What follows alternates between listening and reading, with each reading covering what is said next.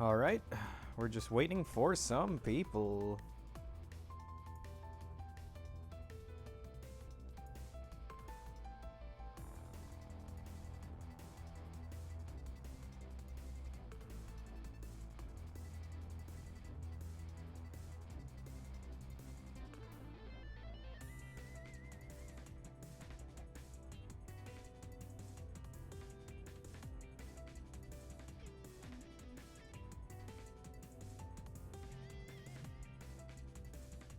Hello.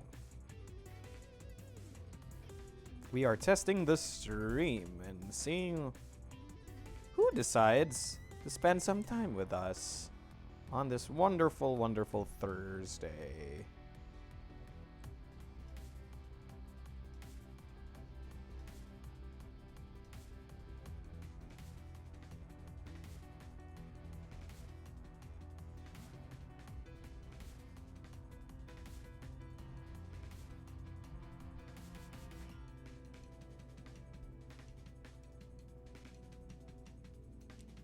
Giga Gaming Gamer.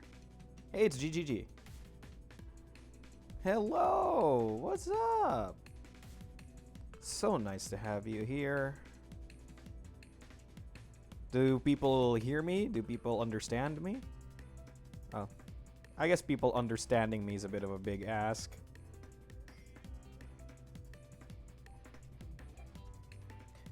So, is this everybody's first time attending one of these things? One of my hashtag patented level 99 games, Devastation, BattleCON playtest live streams? If it's your first time here, say hi, everyone. That is if you can hear me. Because if you can't hear me, this is completely embarrassing.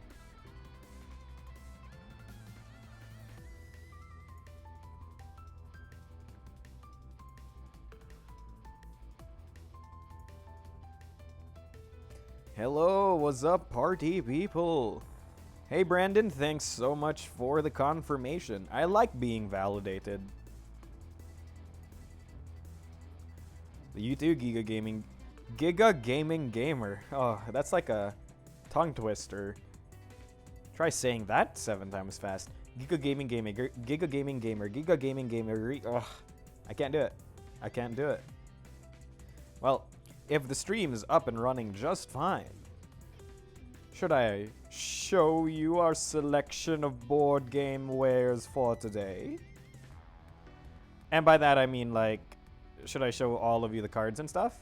Is that something you would enjoy in particular, friends?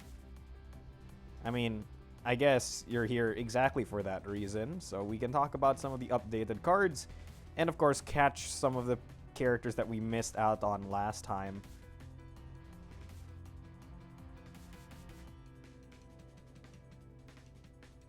So I guess let's transfer. Can people see the board? The board, can people see the board? I tried, Giga. I tried. Do I just call you 3G? Like the thing that's on my phone? 3G?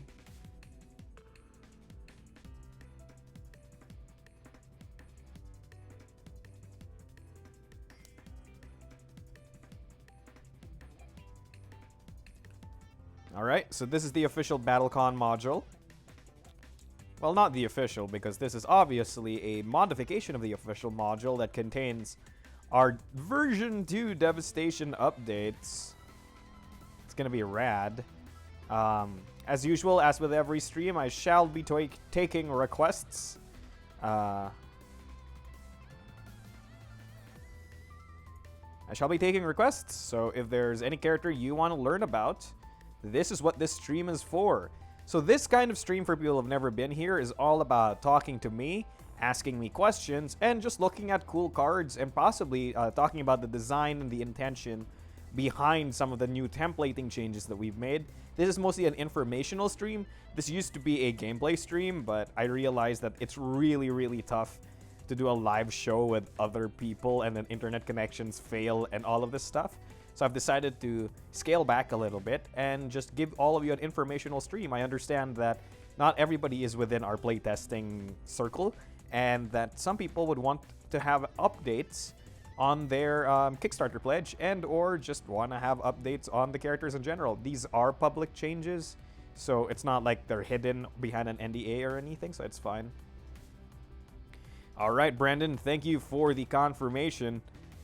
So, I'm taking requests. Are there any characters you would like me to do?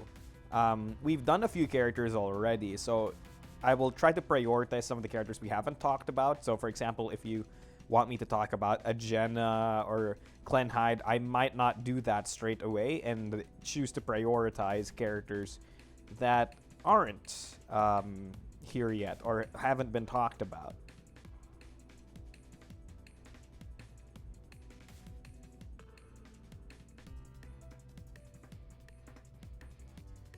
So while we're waiting, how's everybody doing? I'm okay, personally speaking. I'm very excited to be streaming for all of you tonight. Actually, is it a day or night for all of you? This is a very important question, I guess.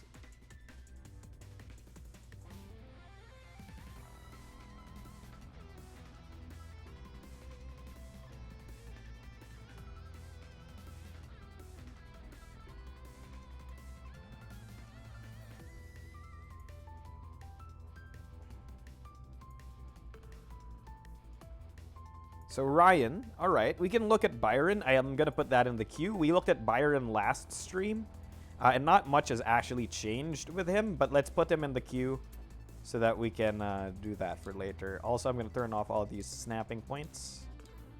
That way we don't get interrupted while pulling out the cards.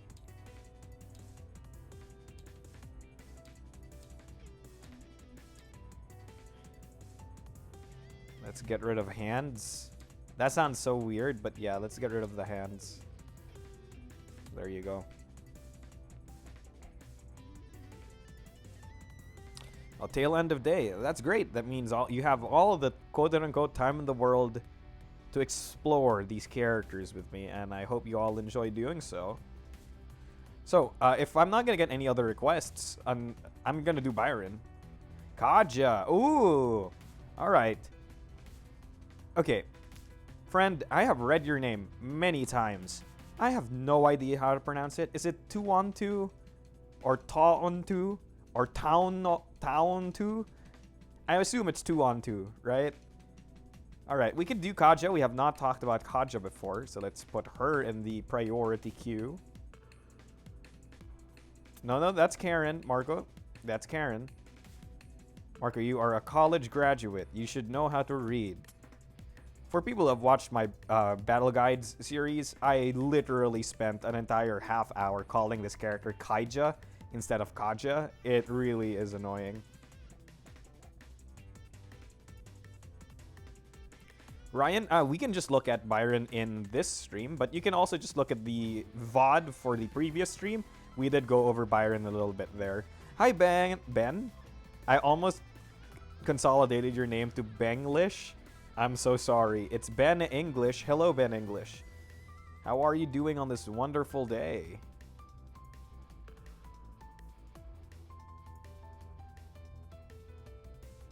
Alright, so while we're waiting for more requests, feel free to put in more requests while we wait. Let's talk about Kaja. So, again, blanket statement. All of these cards are still obviously in testing. These are no way final versions of the cards. And if you think that something is weird, broken, bad, and etc., don't worry. We will fix them in testing. I've actually played Kaja over the past week for testing. So hopefully we iron out some of her kinks.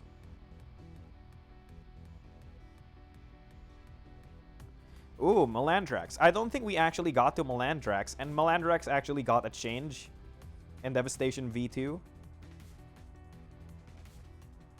Oh no, a sneeze is coming. Excuse me. I do apologize. There's no way for me to easily mute my microphone on this setup. So you just probably heard me cough or something. Alright. Let's talk about Kaja, everyone.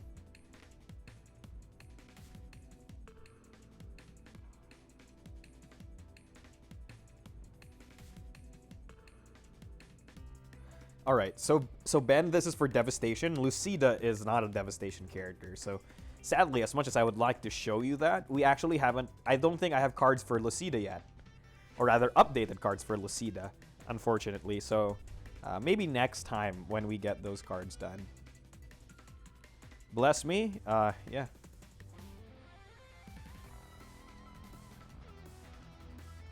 Alright. So, let's look at Kaja. So, one caveat while we're looking at all these cards. There's italic text on the top. Please ignore that for now, because we're trying to fix that. Those are not fixed yet. So look at everything below the line when it comes to the unique abilities. That's the rules relevant text. The top is just like flavor blurb, and we usually don't really fix that until we finish all of the rules text, because it's a flavor / gameplay guide blurb on top. So ignore those texts first. Let's go to the bottom. Infestation. Setup. Deplete all your insects.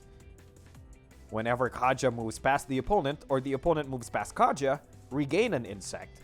During recycle, deplete an insect. If you did, chip the opponent for 1. So this ability is significantly different from her old ability. It no longer interacts with the discards like it used to, and now it works with Kaja herself moving over the opponent, not just the opponent moving over Kaja. So this essentially serves as a way to clarify a lot of things, mostly clarify things like it was really weird that there was a difference between the opponent moving past Kaja and Kaja moving past the opponent in terms of the gameplay.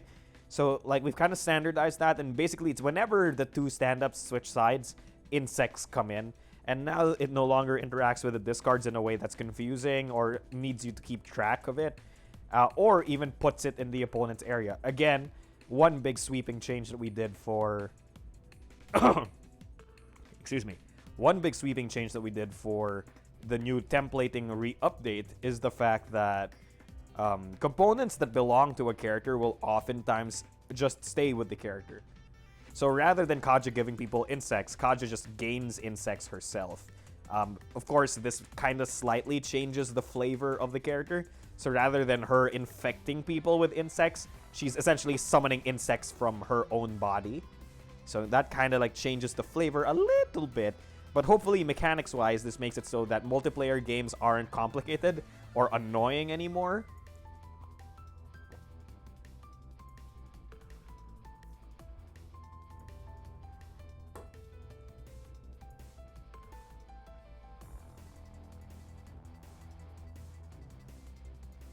Jay, we can go for Lucia, but that's Exceed. This is a BattleCon stream. Read the title. Hi, Brian. What's up?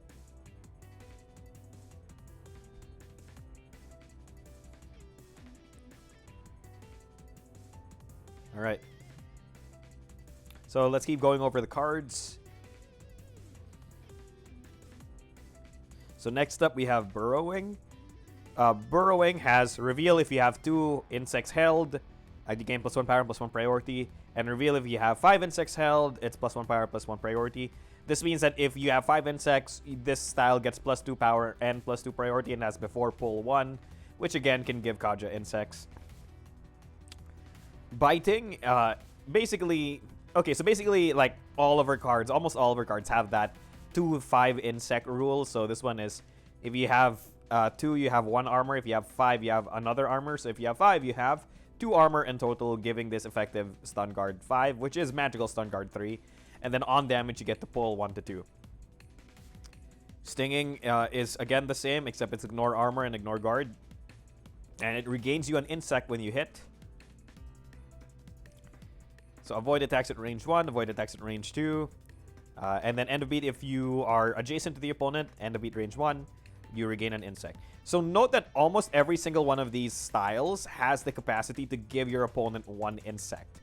And that might seem great and all if you're talking about old Kaja, but remember, new Kaja depletes an insect every single turn to chip the opponent 1. So giving the opponent 1 insect is never enough. You have to give the opponent 2 insects so that they lose 1 insect and keep 1 insect. That way you can ramp up the number of insects they have. Parasitic. Parasitic pulls the opponent exactly 3 spaces. Then, before, range plus 0 to 1 per insect held. Note that pulling the opponent past you gives them an insect, so this style almost always has range plus 0 to 1 on it as well. And now let's talk about Mandibles, which is very exciting with the new changes to the unique abilities since it has before Advance 1, Hit Pull 1, and after Advance 1. If you are literally adjacent to the opponent, Mandibles will give the opponent 3 insects. Absolutely terrifying. So something along the lines of, say, Burrowing Mandibles could give the opponent before pull 1, before advance 1, hit pull 1, then you ignore guard, then after you advance 1. That will give your opponent 4 insects in 1 turn. We can also do E-Axis afterwards, sure. And then we can look at her finishers as well. Oh no, I forgot that I didn't fix this card yet.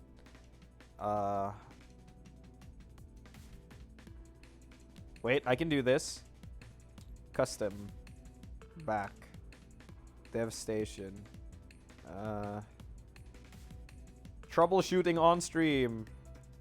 Is this correct? No, that just makes it into Imago Emergence. No.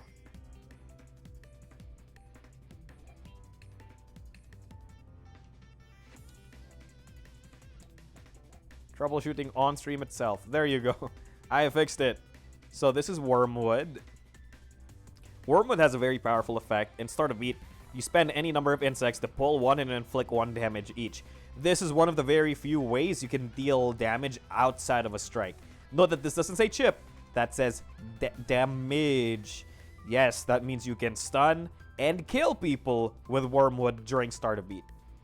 Actually insane. And we have Imago Emergence, which is now a fast melee range style card, I mean. So if you hit with this thing, you just gain all of your insects. So your opponent will have to deal with 7 insects now, and I think at that point they lose. So that's Kaja. If you have any questions, I'm gonna wait for a few seconds. Otherwise, we're gonna go straight to the next character.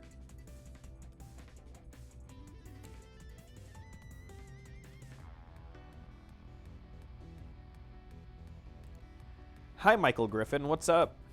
What's this? That was Kaja. So note that for people who are just joining now, Kaja's ability has significantly changed. So she no longer interacts with discards and instead just amasses a number of insects for herself. But her unique ability now gives her insects when she moves past the opponent and when the opponent moves past her. So she now has technically double the amount of times that she can give people insects.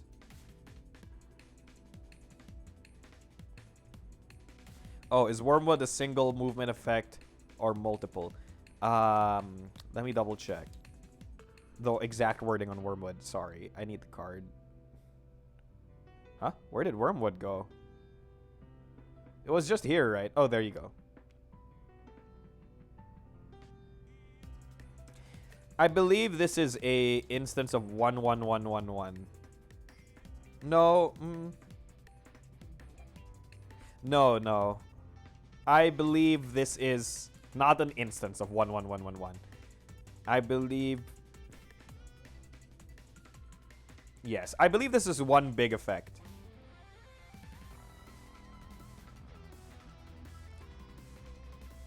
So it wouldn't go like 1-1-1-1-1-1.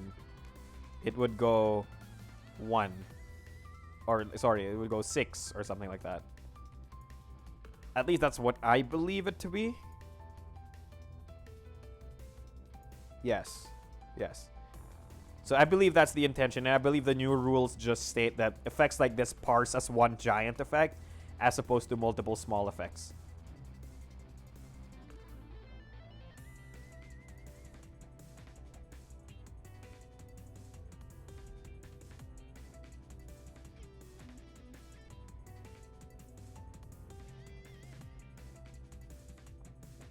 Yes, I'm going through the paper cards on Tabletop Simulator, Michael. Have they added EX forms too? Are you talking about the EX and Almighty fighters? Yes, there was basically a big change to multiplayer and EX and Almighty rules.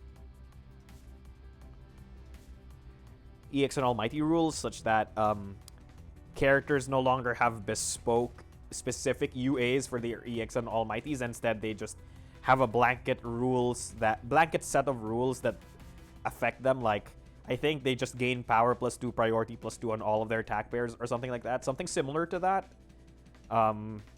Yeah. That way it's compatible with all versions of the game as opposed to just one version. You can still play with the old EX and Almighty fighters. There's nothing stopping you from playing Light and Shadow and doing that. It's just that for the update, we didn't update those variant modes. But as a result, we've updated multiplayer rules so that it's easier to understand and less stressful. So there's that. Excuse me, I'll hydrate.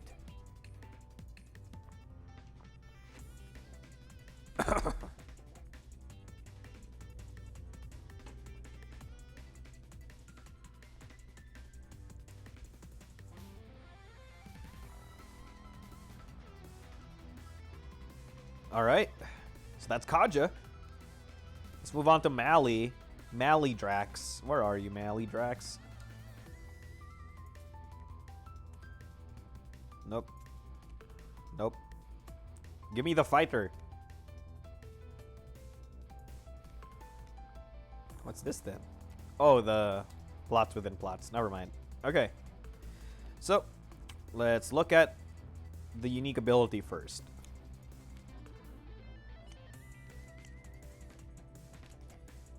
So, your traps are all in your hand, which makes absolute sense because, you know, your opponent should not know what your traps are.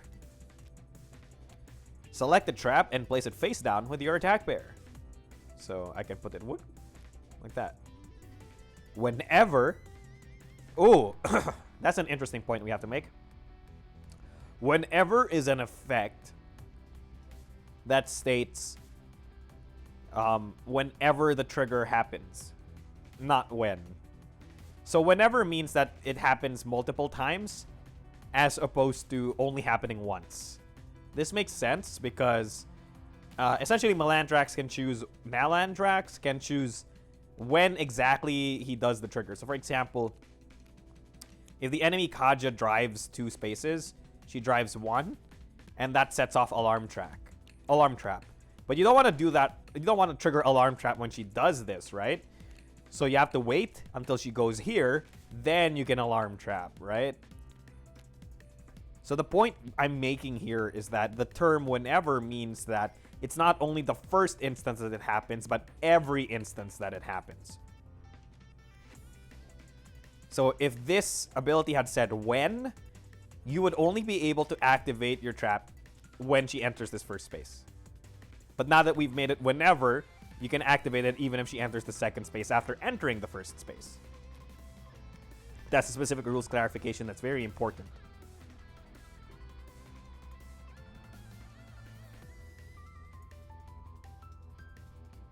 So Jay, yes, Gar and Kay have been considered to be part of Devastation. They are now actually just Devastation characters. And yes, we have previewed them before.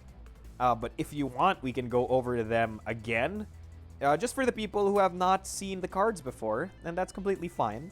We'll put that in the back burner alongside Byron, and we can go over them when we no longer want to go over the other characters we have not talked about before. But we have talked about Kay and Gar on previous streams. In fact, we even played Gar and Kay on a previous stream, so you can watch that if you want.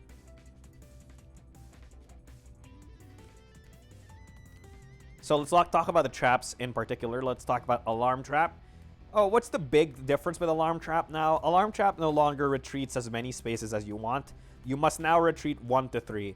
So one big thing about Malandrax is that he was gating people's movement. He essentially was the character that was like, okay, if you don't have enough closing or ability to gap close on me, you will instantly just lose because I will Alarm Trap every single turn. And that was pretty annoying to say the very least, because he was just never in range for any of the melee characters to fight. So we've nerfed Alarm Trap to compensate for that. Makes sense. Alarm Trap was his literal best trap like half the time.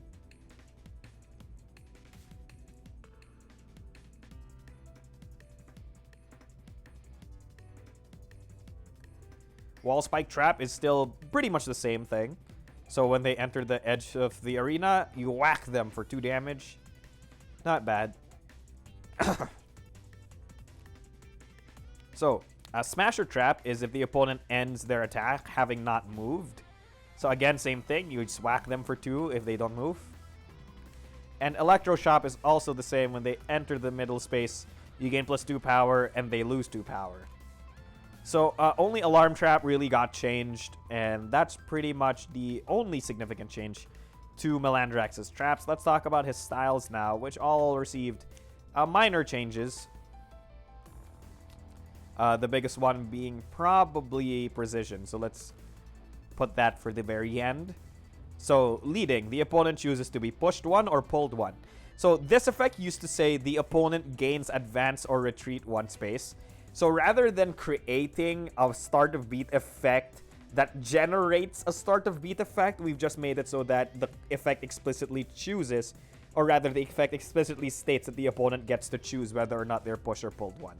Makes more sense.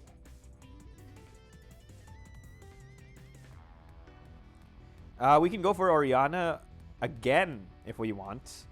I don't think we had enough time to go through her, so we can actually do Orianna after Milland Rex. That's actually a good point. I don't think we've actually gotten over Orianna. Well, at least to as much of depth as we wanted, so we can put her on the back burner.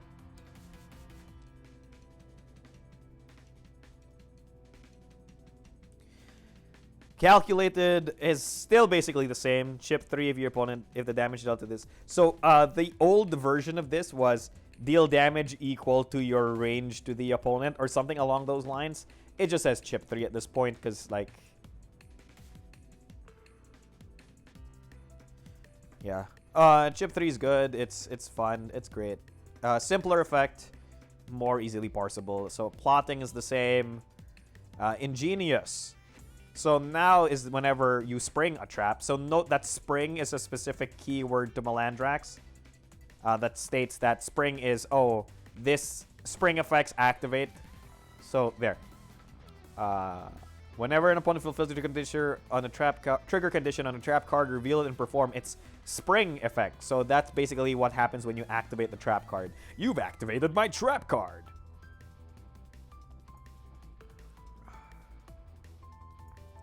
And Master Plan now follows that.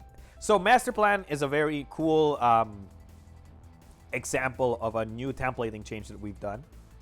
Oh, E-Axis. Right. Let's pull out E-Axis as well. We haven't actually done E-Axis, so it might also be good to go over him. Where's E-Axis?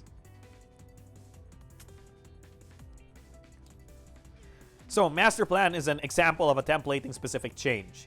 So Master Plan's effect used to basically be range X, and then the range of this attack is the space occupied by an opponent who triggered a trap this turn.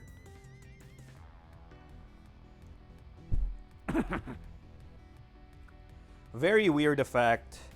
Not something you necessarily want to deal with. So now it basically just says range NA. Then when you spring a trap, the range becomes 1 to 6. This is much more clear and states that and shows you that the attack will not hit unless this effect procs.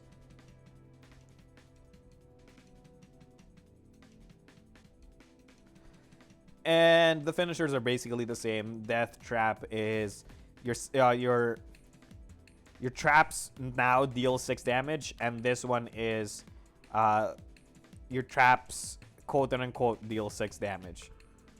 And then for the rest of the game, you can put 2 traps. Now let's move on to the star of the show, Precision. Precision used to be a very interesting effect. It basically allowed you to control the movement decisions of your opponents. So it essentially allowed you to forcefully make them trigger a trap if they could. But now, but that was too wonky of an effect, so we've just changed it to whenever the opponent ends an advance or retreat, you can just move them up to 1 space. So it's not as quote-unquote powerful. It's a side grade, essentially. Because before, what would happen is if the opponent only has, say, a retreat effect, if they're in the center of the board, if the opponent only has a retreat effect, they'll retreat 1. And then you do nothing. So, for example, old precision was... Say your opponent has an effect that says, start a beat, retreat 1 space. So if you did precision against that, you would do nothing because there's no choice to be made. They just retreat 1 space. So now what happens is if they have an effect that says retreat 1 space, they retreat 1 space, then you can move them back into the center of the board and possibly trigger your electroshock. So that's the situation wherein new precision is better than old precision. Of course, the big difference now is that new precision no longer is a hard dodge counter. So before, since you controlled the movement effects of your opponent, if you precisioned on a turn that they dodged, you could just make them dodge into the worst place possible and then make them eat an attack. Not that great. So that's a quote-unquote sizable nerf, but Milland Rex does not need more help. Milland Rex is not necessarily the weakest character in the game, so yeah. Precision still kind of dodge counters. See, that's why it has opponents cannot advance past you. So that way, if they move here, you can still push them 1 space and then still have them in range of your precision attack. But now you can't force them to move into the worst range possible. They have some leeway.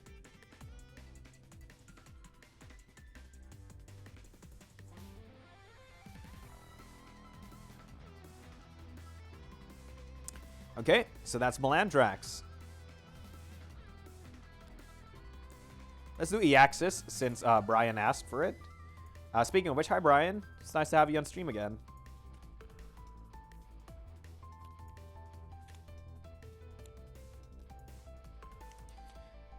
Let's leave this as a log of characters we've done. Let's do Eaxis.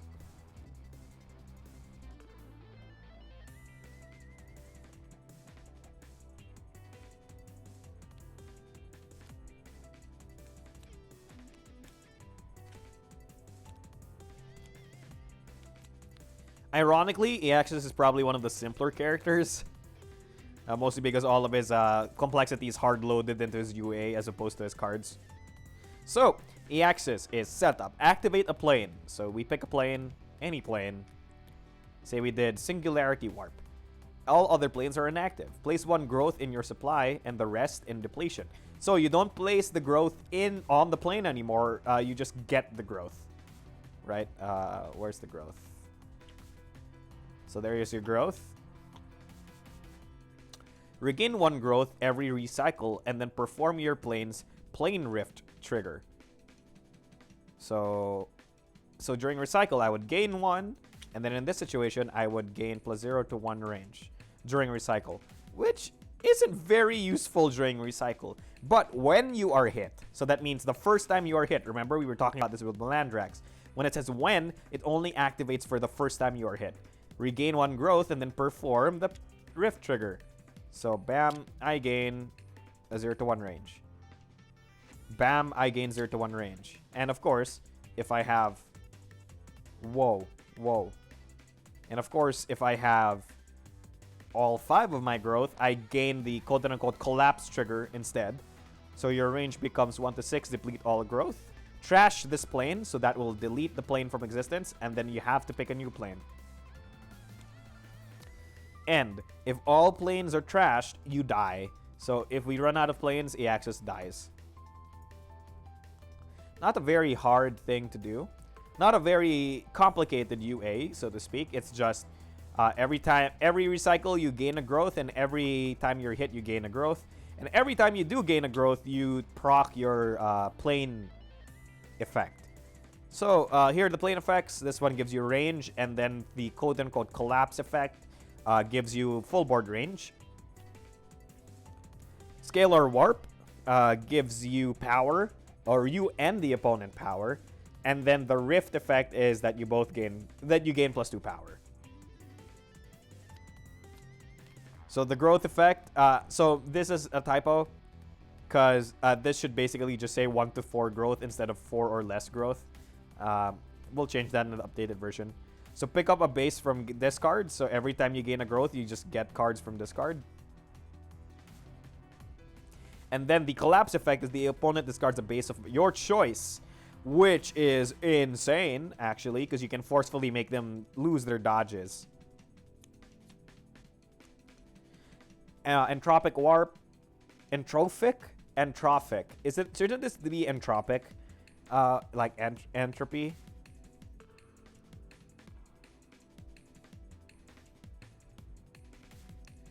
Anyway, so this one just makes you and the opponent lose 1 life. And then deplete. Sorry, when you collapse, you gain armor 2. And those are our. Oh, and then, of course, we have to do Gravity Warp. Gravity Warp allows you to push or pull the opponent 1. And then you can teleport to any space when you collapse. Typically, access cards. Very simple, very easy. So the diffuse. So diffuse. Oh, let's talk about diffuse. For people who do not play Devastation and don't know what diffuse used to be, diffuse used to be a style that let Eaxis essentially calculate his attack's range from as if he were here on the edge of the board. So it's like as if he were attacking from here and he could attack like this. But it only had range +0 to 1. That was a very odd card, and basically was a rules nightmare sometimes.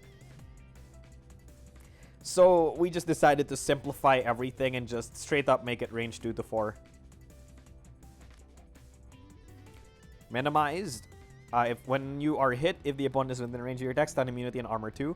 So note that this used to be worded as opponents within your range cannot stun you and have power -2. So again, this is more of that templating where the effects are now on you as opposed to giving them to the specific opponent. Folding is also simplified. I forget the exact text on folding, but this basically just lets you push 1 to 5, and then if you're at range 2, pull 1 to 2. So, in effect, what it can do is, the ideal scenario is when you hit folding at this range, you pull them 2, and then you push them here. That's pretty much the ideal. You could also do crazy stuff, like if you're at range 1, push, and then pull if you really want to corner someone badly. Folding's really good with grasp and all of this stuff. But yeah, there you go. Simplified effect. Seismic is still freaking good. Opponent can't advance. Terrifying, actually.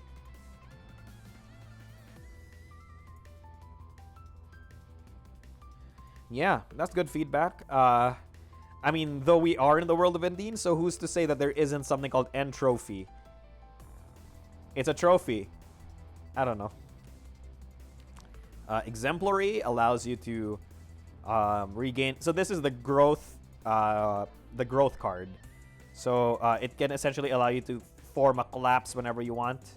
But that's just it. Oh, and Plane Step. So Plane Step used to have a specific wording that was like, this attack's range always includes range 3. Or something like that. Yeah, we just got rid of that. Plane Step is just now range 1 to 3 straight up. That way it's not confusing and not weird. It's also a slight buff to Plane Step. Because now you can hit range 2 with it. So it no longer has that blind spot.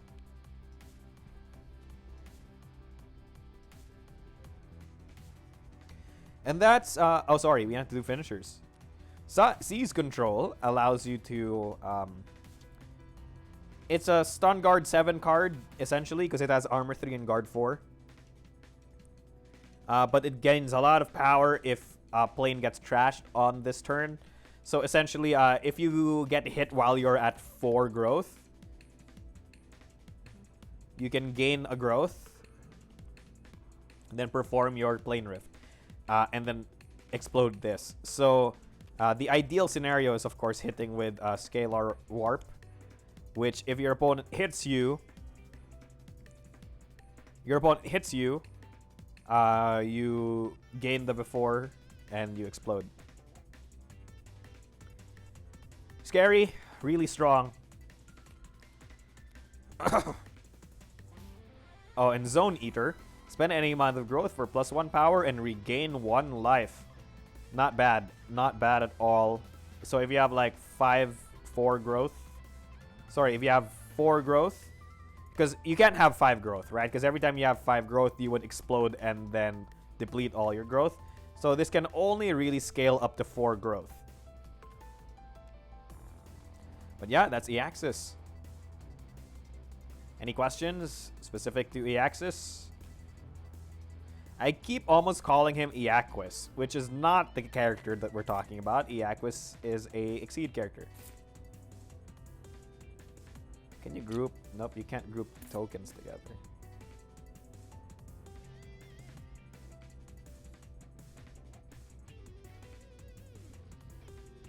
Oh, hey, it's Michael Condon. What's up? He got his range 2 glasses. Could easily be. I mean, look, we exist in a world where the name... Hey, chat. Oh. Sorry. My handwriting is bad, but...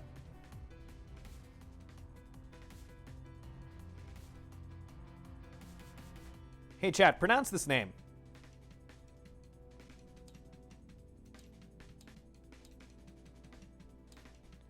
Pronounce this name, chat.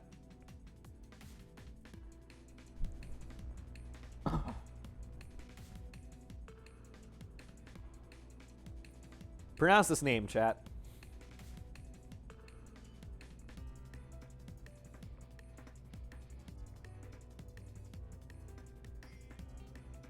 Have you had the time to pronounce the name yet? Did you pronounce it as Jaeger? If you didn't, you're wrong. I guess the point I'm trying to make here is that the world of Indians has its own rules for language. So we've done these characters. I believe we wanted to look at Byron, both Kay and Gar, and then Orianna. I think we'll do Byron, Orianna, Kay, and Gar last, because Kay and Gar literally have entire streams dedicated to them.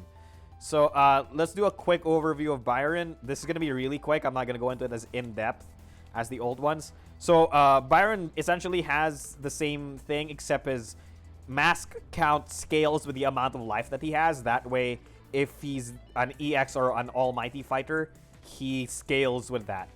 So on regular games, he has 5 masks, but in EX and almighty, he'll gain more masks. So Faceless is now really good because it no longer has that range requirement. So so long as Faceless hits, it's absurdly powerful. And you just gain the prio +4 next beat. Really strong, really good. Heartless no longer does that weird thing where it's like you ignore armor, then the opponent loses life equal to the blah, blah, blah, blah, blah. It just straight up ignores armor and gives you power. That's it. We're done. Soulless is now interesting, so it no longer is stun immune and all of this stuff. It straight up just avoids all attacks. Avoid is the key word that basically means it's the dodge effect. Like your opponent cannot hit you this beat. So now you avoid all attacks. That's it. Straight up. But load this new effect. End of beat, deplete a mask. If you cannot deplete a mask, you die. So if you do Soulless while at 0 masks, you have to kill your opponent or else you will literally instantly die. Deathless. Around the same effect, except this used to be like move the opponent directly to any space or something along those lines. It's just straight up push or pull the opponent. This one is just teleport to behind the opponent, nothing personal, kid. And Smoke is the same. I believe it lost the power I could be wrong on that. I think Smoke used to be 1 to 5 3 3, but now it's not 1 to 5 2 3. That's pretty much the Byron changes. We can take out his finishers. So we have Soul Trap, which allows you to regain a mask. But usually when you're using Soul Trap, you're going to lose a mask. So, yeah. And Soul Gate. So, if you have 4 masks depleted, it gains a lot of priority. And then if all masks are depleted, the opponent cannot retreat. So this is really good if the opponent only... If you have only 1 mask left and your opponent doesn't have dodge, they're basically going to eat 8 damage. But, of course, you have to have only 1 mask left. Sorry, no masks left. Which means that you had to have 3 HP and your opponent had to hit you for less than 3 damage, which is a tough ask. And that's Byron.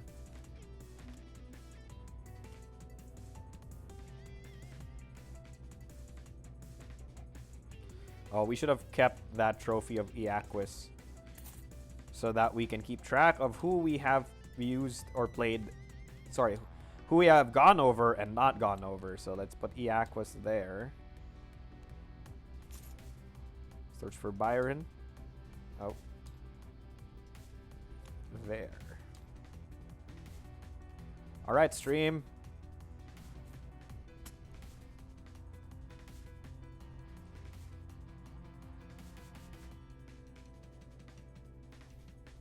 Sean. Sean. Jaeger. See, Jaeger is how I would pronounce it too, but it's Jaeger. Jagger? No, it's not Jagger. Is that a JoJo reference? Jaggers. Oh my, it's a baseball. Oh, let's talk about Orianna. Let's do a brief Orianna overview. Unstable looks wacky, but let's explain that a little bit. So, on the last stream, we just talked about Orianna's unique ability, which is that she starts with 6 magic, and then she has 4 magic and depletion.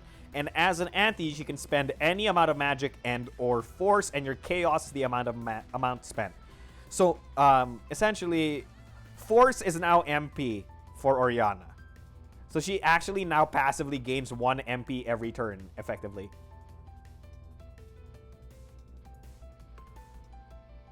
Moves like Jaeger. So that's very crazy, actually, because old Orianna had no way to regain her magic, or MP as it was previously called, outside of using her effects. This meant that if you blew all your magic and didn't regain any of them, you instantly could no longer gain magic again. So I guess this is a way for you to gain magic.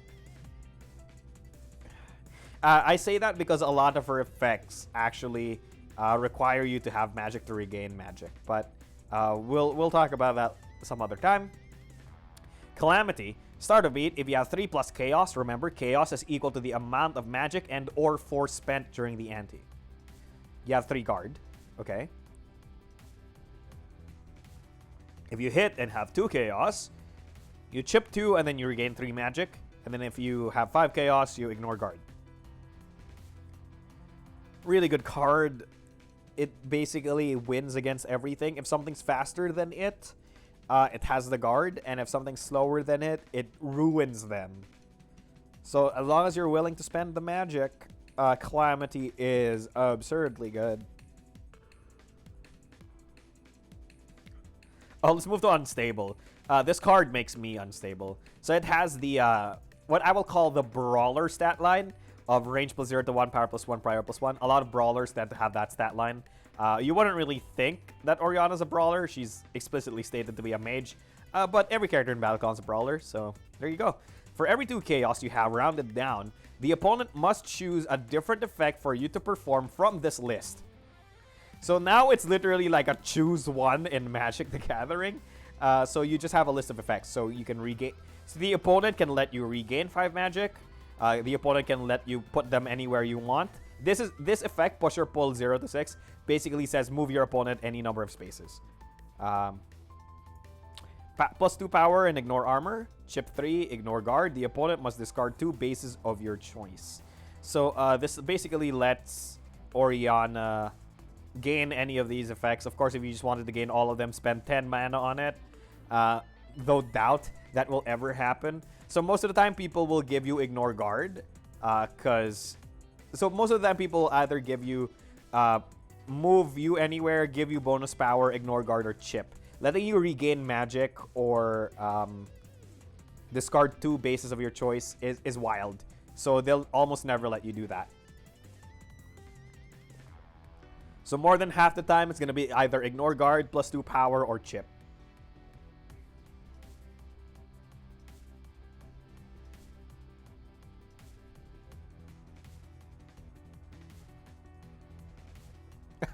Yeah, she's very interesting. We haven't even gotten to the best parts of this character, Michael. We just you wait.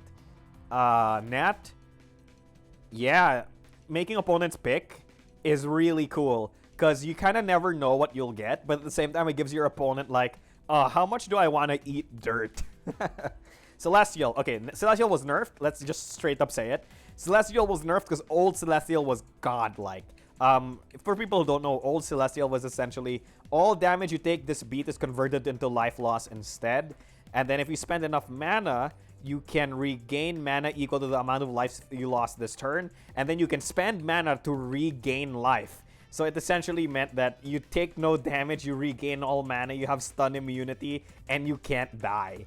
This was all absurd, so now it's kind of been reduced. So now it's just straight up stun immunity instead of converting everything into life loss.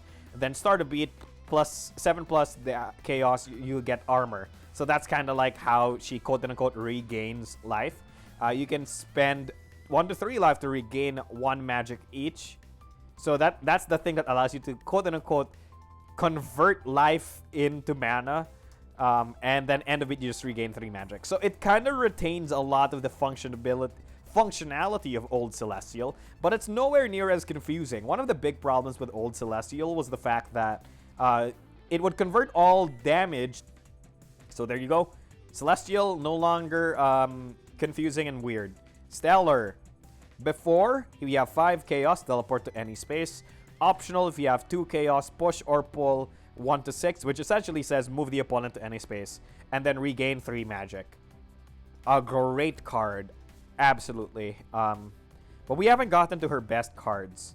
Let's talk about Meta Magical. Meta Magical no longer has that weird, like, gain speed, lose power, blah, blah, blah, blah, blah. It just has range plus 0 to X, power plus X, prio minus X, and X is the amount of chaos you have. So this attack is either a 0, 0, 0, a 0 to 1, 1, -1, 0 to 2, 2, -2, 0 to 3, 3, -3, so on and so forth. But you're looking at this start of beat effect. Start of beat, 6 chaos. Return this style to your hand. Why?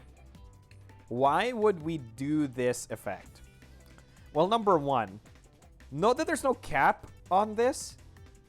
So, if we didn't have this start of beat effect, Orianna could chaos 10 and then Meta Magical strike you from the corner and have an attack that's range 1 to 11, power plus 10, prio minus 10 with stun guard 5. No. That cannot exist. No. So we've hard capped it to 5. So if you get Meta Magical for at most 5, which is still really good because it's still a Meta Magical Strike is still a range 1 to 6 attack with plus 5 power and minus 5 priority, effectively making it deal 9 damage and is unclashable because it will be at -2 priority, which is really hard to clash by BattleCON standards. And then, of course, hit, you regain magic. But that's not even the worst or the most amazing thing about this new kit. Let's move on over to her unique base. Meteor! Meteor is range 2 to 6, power X, priority 1, stun guard X. X is equal to your chaos. After regain 3 magic. Recycle. If you have 6+ chaos on this turn, trash this card. Then trash 4 magic. Yes, this literally means that you get rid of your maximum amount of magic by using a 6+ Chaos Meteor. Yes, this also means that Meteor, if you have enough force, turns into an overdrive finisher with 10 power and 10 guard.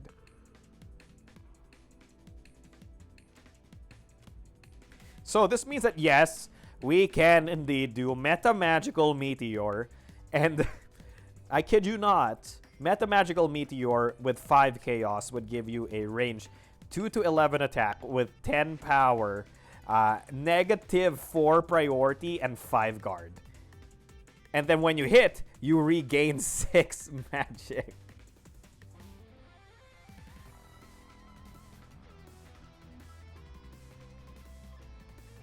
Welcome to Crazyville, because this explodes your opponent. Yeah, she got buffs, but also nerfs. But overall, I think she got a buff for sure.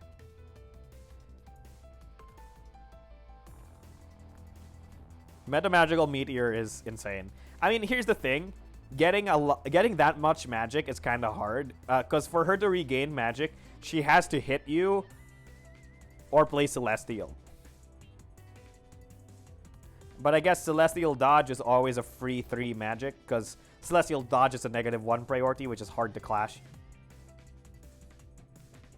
So the rotation would probably be like Celestial Dodge, Unstable Drive, and then Meta Magical Meteor or something, and then not spend mana except when you Meta Magical Meteor. But setting up the range to make Meta Magical Meteor hit is really weird. Our minimum range 2 is actually really hard to use, especially if it's a card this slow, like Meteor. Because Meteor being at 1 priority means literally any movement, any advance will strip you up, unless you're at range like 6 or 5. So there's always ways to play around Meta Magical Meteor, and there's not always ways to play around Meta Magical Strike, just hitting the full board. So that's pretty cool, pretty powerful, but again, costs Orianna a decent amount of mana to do it. And that's Orianna.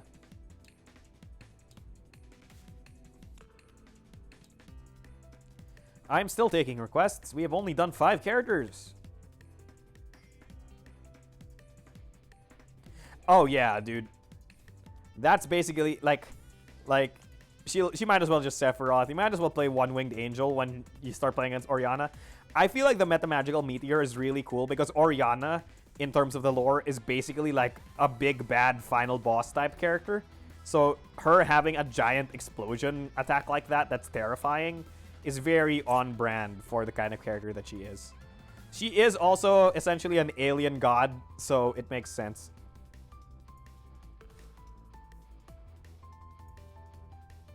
Karen. So Karen's not probably one of the more interesting characters to look at because she is a BattleCON online character, so she'll basically just look like her BattleCON online incarnation. But we can go over Karen right now. I can do it quickly since she is very much like her BattleCON online incarnation. There's not much to talk about. So the effect is just easy. Place Jaeger in the center space of the arena. Then shift Jaeger 0 to 1. That's basically it. Shift is a keyword for markers that says it's essentially quote-unquote move for markers. It's just not using the move word because the move word is overloaded. So we'll use shift for markers instead. So full moon is armor 2 of Jaegers between Karen and the opponent. Power +2 of the Jaegers behind the opponent. Easy. Start a beat optional. Oh, okay. So this effect no longer says swap places with whatever. It just says teleport to Jaeger space. If you did, place Jaeger in the space you left. This makes it more clear what the effect does specifically. Otherwise, full moon is literally the same. Feral, again the same. Except, yeah, no, it's the same. Advance 1 to 2. Hit, you retreat 2. Hit if the opponent's on Jaeger, you stun the opponent. End the beat. Advance or retreat 0 to 1. Howling. So check range from Jaeger. So that's just now the new wording for this attack calculates its range from Jaeger space. It just says check range from Jaeger. That's it. So stun immunity, check range from Jaeger. Hit the opponent is on Jaeger, +2 power. End the beat, shift Jaeger 0 to 1. Coordinated. When the opponent enters Jaeger space, chip 1, armor 1, and stop the opponent's movement. So note that this used to be chip 2. This used to be the opponent loses 1 power. Again, that's been kind of standardized to armor. And then end of each shift, Jaeger 1. Duel is, again, changed in such a way that it's worded like full moon. Place Jaeger in an unoccupied space. If the opponent was on Jaeger, push or pull the opponent to Jaeger space. Easy. Simple, easy.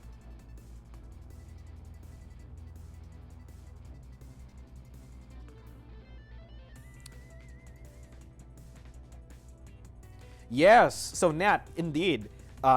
Every single character in all of existence has been changed so that the wording and the explanations are just simpler and easier. Thank gosh. Lissandra, we can do Lissandra after this. We actually talked about her last stream, and I don't think she's received many changes. So let's put her on the back burner. Tannis is the same thing. Tannis was talked about on the last stream. Yes, it's not gonna be like a page for every character, unfortunately, but it will literally be like, here's the lore and here's the timeline of all the events in the game, and so on and so forth.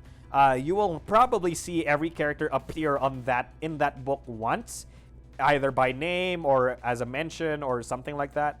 But the thing about it is that not every character is as plot relevant as you would think. Like, you have characters like Boris Romaldi, who is literally just a bartender, and like what does he do? Anyway, Claw, before advance 1 to 2, shift Jaeger 1 space plus 2 power if the Jaeger left the opponent's space. Literally, that's all the effects. And that's Karen. Oh, I think the big thing that changed is her finishers. So, Lunar Cross, teleport to Jaeger. Place Jaeger in the space you left. If you move past the opponent, your range becomes 1 to 6. Again, this is like that change to Master Plan on Milland Rex, where you now know that the attack won't hit unless you fulfill the condition. But here's the thing I want to talk about. It's Red Moon Rage. So now Red Moon Rage always hits. Except that it deals no damage unless Jaeger and you are on opposite sides of the opponent. So note, Red Moon Rage always hits. Except that it deals no damage unless you and Jaeger are on opposite sides of each other.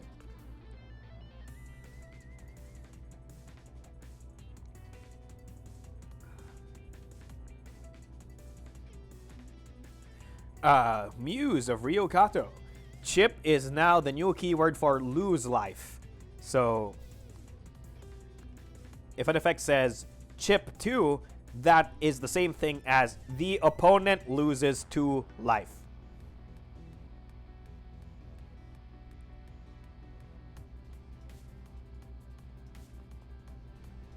So yeah, this is a buff to Red Moon Rage. This means that you can still use it with Force Anti-Power to possibly stun your opponent out of an attack that they don't want to anti-stun guard on.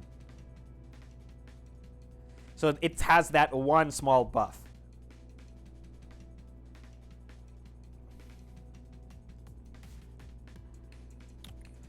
All right, that's Karen. Oh, and also the art changed. This is now the BattleCON Online Karen art. Instead of the default art with... she used to have art where she's like hunched over in looking a bit more feral. But now she's more like elegance, grace.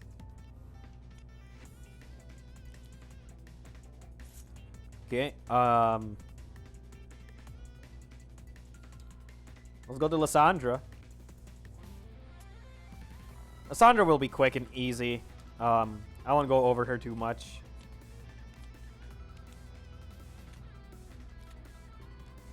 But essentially, Lissandra got a bunch of nerfs. For people who don't know, Lissandra was one of the strongest characters in BattleCON prior to this change. She was in the top 5.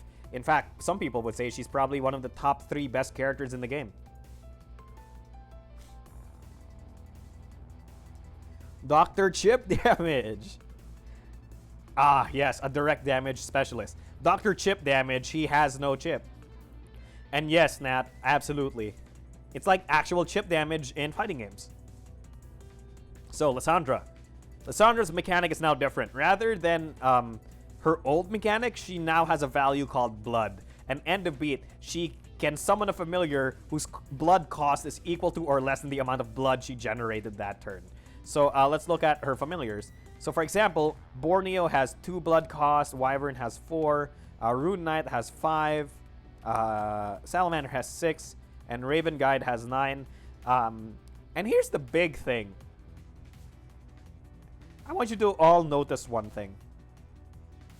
It doesn't say anything about, you know, having a cap of only 1 familiar.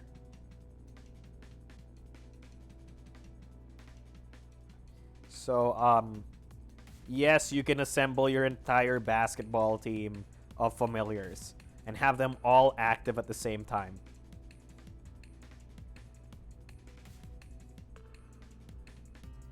Yes, it is Life Loss, Muse of Ryu Kato.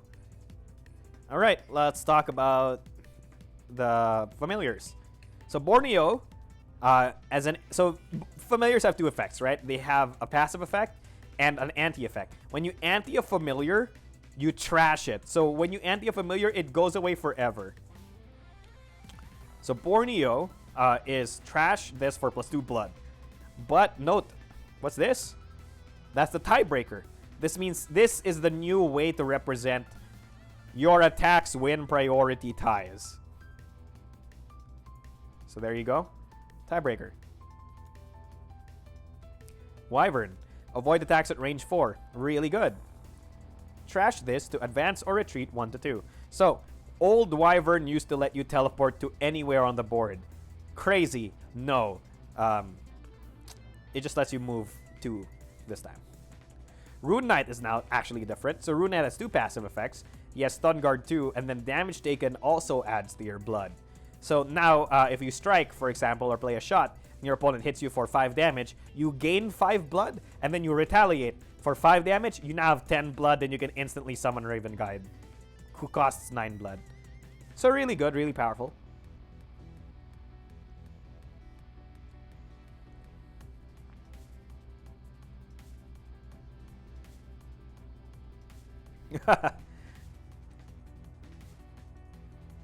Wait, when does a summon trigger? What do you mean, when does a summon trigger?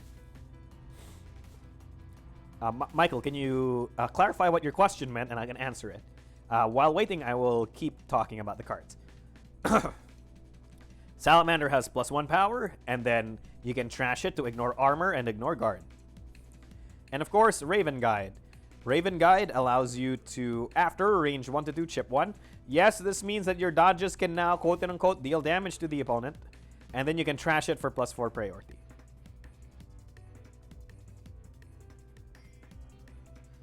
I'll keep talking about the cards until Michael gives me his clarification on this question. So Guardian is basically the same. It just generates blood now for free. Window is also basically the same. But yeah, window is basically the same.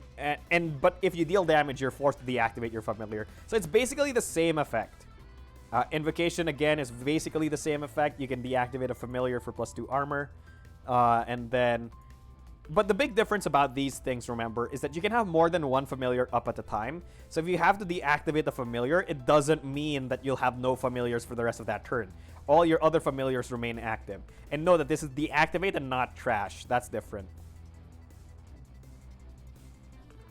Oh, Pack Breaker is different now. So Pack Breaker used to be, this doesn't hit unless you anti a familiar. So now it can hit even if you don't anti a familiar, but you still have to either trash a familiar or lose 3 life for +3 blood. So again, Pack Breaker is also another way to generate a butt ton of blood. You can have, say, Salamander up, and then you hit Pack Breaker Drive. That deals 7 damage. Then you spend 3 life, so you have 10 blood, and then suddenly, Raven Guide. You don't even need Salamander, actually. You can just do Pack Breaker Drive to deal 5 damage. No, you need Salamander to get to 9, so... yeah, there you go. Binding is now different from old Binding. It's no longer that confusing. Whenever your opponent moves, they lose life, lose power, blah, blah, blah, blah, blah, blah, blah. Binding is just, hey, if you hit the opponent and they move, you gain bonus power and they lose 2 life. Is it a nerf? Yes, because binding was broken. So no.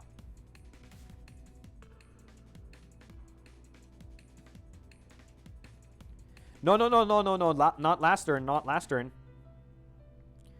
You gain blood equal to the amount of damage you take this beat. And then end of beat. On that same beat, you can spend any amount of life to increase your blood by that amount. And then activate a familiar with a blood cost equal to that. Equal to lower than your blood. So all of it happens within the beat. So again, we can pack breaker drive. That's the amount of damage. So that's 5 damage you deal this beat. And then start a beat, I spend 3 lives. So that's 3 blood. So that's 8 blood. And then as an end of beat effect on all of my attacks, I can spend any amount of blood to increase my blood. So I can spend 1 life, say, to go up to blood 9. And then activate a familiar. So I can Raven Guide. And note, yes, you can be a mad, insane person and use your end of beat effect to spend 9 life and activate the Raven Guide on turn 1, even without hitting the opponent. Why would you do that, though? I have no idea. A butt ton of blood. Oh gosh, now that you made me read it. Oh no, I'm so sorry. Oh gosh. Okay, and let's talk about summons. Summons is no longer broken. Thank you. Instead of start of beat, move the opponent until they are adjacent to you. It literally just says before optional push or pull 1. Summons is now more awkward, but she deserves it. Lissandra was too good before. And that's Lissandra for all y'all. I'll start about finishers. Mazzaroth. So, start a beat, your life becomes 1.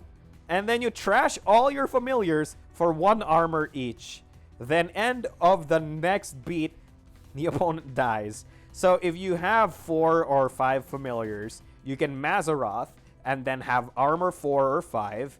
So that effectively saves you from this beat. The next beat you dodge, and then your opponent instantly dies. Good game, everyone. So Invoke Duskstalker used to freely bring out the Raven Knight. I believe that was the old effect. But now it's just that when you start a beat, you spend all of your life to gain that much power. And then when you hit the opponent, regain life equal to the damage dealt. So this is an effective heal. But if your opponent hits you before you hit them, you die. So yes, it could be an insane thing like you're at 10 life, you do your finisher, you go down to 1 life, your finisher deals 11 damage, and then you heal 11 life. So it's a really good comeback finisher if you ever need one. Blood. Yeah, I know. It's rough. That happens to me with the word controller a lot. I don't know why.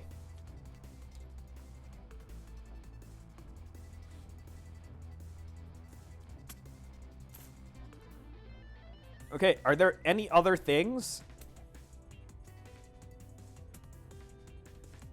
Are there any other characters that we want to look at? Or am I free to go towards car and gay? No, it's gay. It's no, not car and gay. Ah, dang it. It's Gar and K. Dang it. I keep mispronouncing.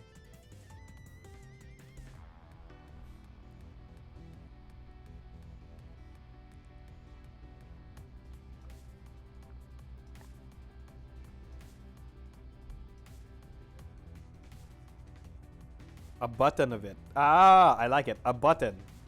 Yes, there's a button and you press it for blood. That still sounds really bad, though.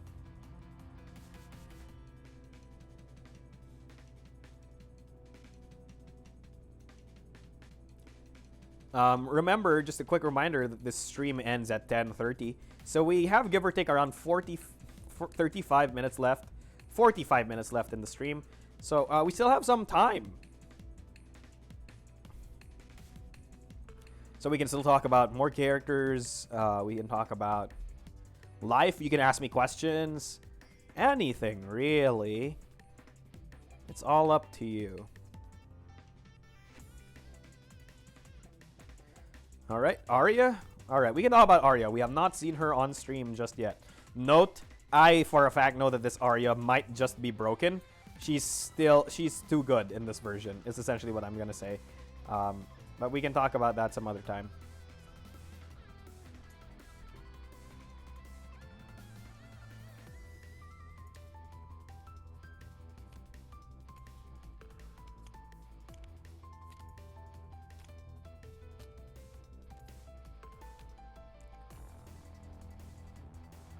So, setup. Place a droid marker in your space. The remaining droids are not anywhere on the board. They're on your supply. When you are hit, if the opponent is on or adjacent to the dampening droid, armor +1. Reveal, if the opponent is on or adjacent to the magneton droid, priority +1. And end of beat, opponent is on the turret droid or adjacent to it, they chip 1 or they lose 1 life.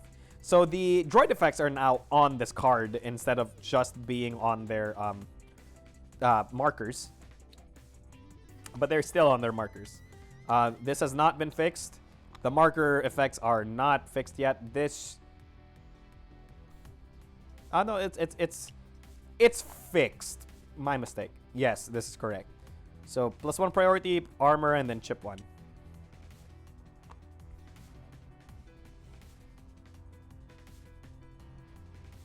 Oh. Caesar got some changes. They're not that big different from BCO Caesar. And we did talk about Voco on a previous stream, but we can talk about Voco again. And that's fine. It'll be like a quick Lissandra overview. So Catalyst, when you are hit, so a lot of her effects didn't change, but they kind of did. So this one gives you priority if you are on the Magnetron, and then if the dampening is between, you get armor. Dimensional. This attack does not stun the opponent. But when you hit them, you gain power and it just stuns the opponent. This is a bit of a weird card. I think we're just retemplating this to say range 3 power +2. And that's it. So we're removing this text and removing this text. It might still be too good at that point, but we'll see. And then end of beat, it just that you teleport to any space. Photovoltaic is withdraw 1 or 2 droids for +1 power each, and then place a droid in any space. Laser is check from any droid or your stand-up. This basically gives you full board range given the correct positioning. And then end of beat your opponent at range 3 from the turret droid. They chip 3. Ionic. This is the card that we need to talk about. So old Ionic essentially let you set the opponent's base priority to 3. Wild. Now Ionic does reveal. If you are on your turret droid, you gain 2 power.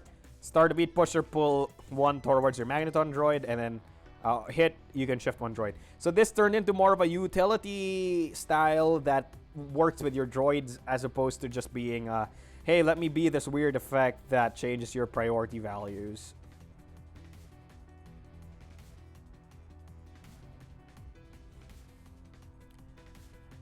I believe the upgrade kit includes cards. I am not sure if it will include updated markers, tokens, etc. That's a Brad question. Absolutely. I'd have no answer to that, unfortunately, and I'm sorry. No love for Otavia. We've talked about Otavia on the previous stream as well, so... I would rather talk about characters we have not talked about. And of course, reconfiguration is X is the spaces, is all spaces on droids. Teleport to any space and then place a droid in any space. And then her finishers, laser lattice. So again, attacks that hit multiple times don't exist anymore. Just give it bonus power. So hit, push or pull 1 to 3, plus 2 power each time the opponent leaves a droid space. So now you can't ping pong them between the droids. Your droids have to basically be adjacent to each other. And then your opponent is on a droid's space. So say here. And then they get pushed. Sorry, they get pushed 1, 2, 3. And then they would eat all the damage. Synchro Merge is pretty funny too. It has armor 3. And the cool thing about it is that you can just trash all your droids. And get rid of all of them. And then you have power +3 and armor guard 3 for the rest of the game. Cool effect, but then all of your cards do nothing because they all work with your droids. And that's Aria. Probably still too strong. She has a bit too much control and speed. She might get a few nerfs, but that's the general direction Aria's going in. Hey, it's Kevin. What's up, Twy? Kevin. Caitlyn has already been talked about on a previous stream as well. So here are the characters that we've talked about on previous streams, right? So we've talked about Voco, Eric, Octavia, Caitlyn, Lim, Tianis, Clenhide, Jenna, and Gerard. I believe that's everyone that we've talked about. We've also talked about Joel. My mistake. Yes. We've talked about Joel. However, Joel actually just received a bunch of changes in this patch, so I don't think I'll count him. Everybody else is kind of quote-unquote untouched. So these characters have all been talked about. So this is your list of characters we haven't talked about. Oh, and of course Gaspar. We had to talk about Gaspar last stream too. Oh, and Rexan actually. So these are the characters remaining that we have not talked about. Yes, this also means I have to talk about Enderbit at some point.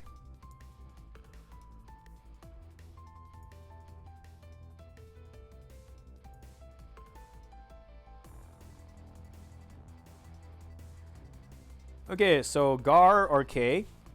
We've already talked. So Gar and K have already been featured on an entire stream where they fought against each other. So I don't think we need to preview them right now. I don't believe they've gotten a lot of changes themselves.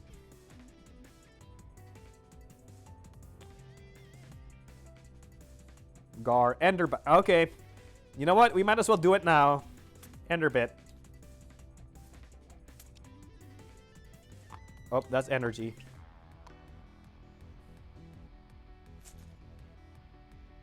Why is there only 3 energy? Okay, there you go.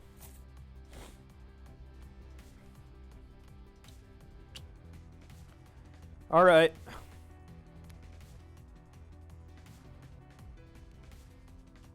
By the way, this is a funny typo that happened in testing. This spelling error. Get it? Because it's a spelling error. This traditional format that I do is not going to work for Endabit, huh?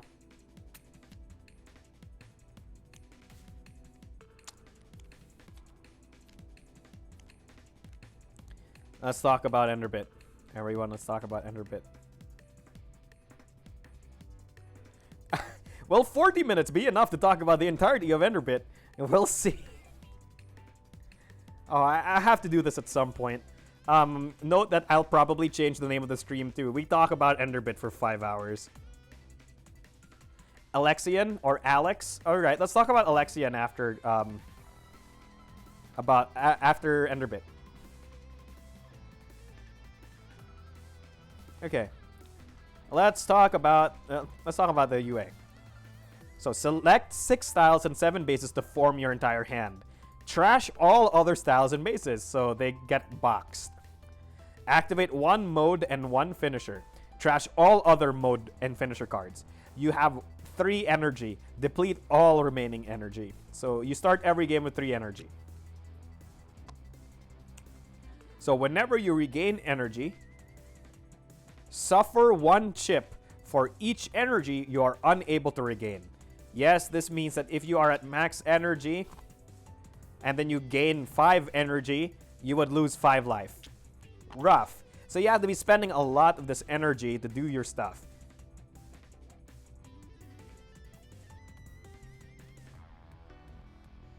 I dropped something in someone else's bag. You know what? It's fine. It's fine. I don't want to go searching for it. I'm going to go crazy. Talk about Enderbit. Here are your modes. Lockdown mode. I can spend 5 energy for stun immunity, and then I can regain 1 energy every time I deal damage to the opponent. Oh, okay. Wait, I think it's very important to talk about this.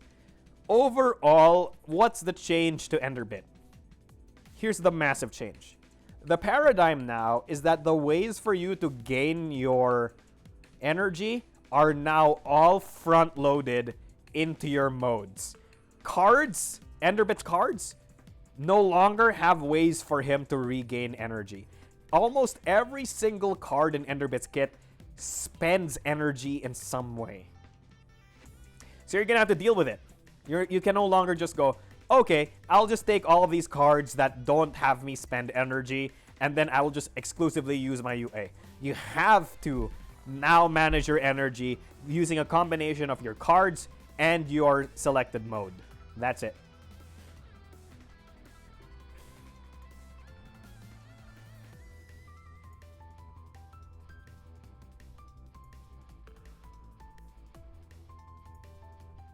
Yes, Nat.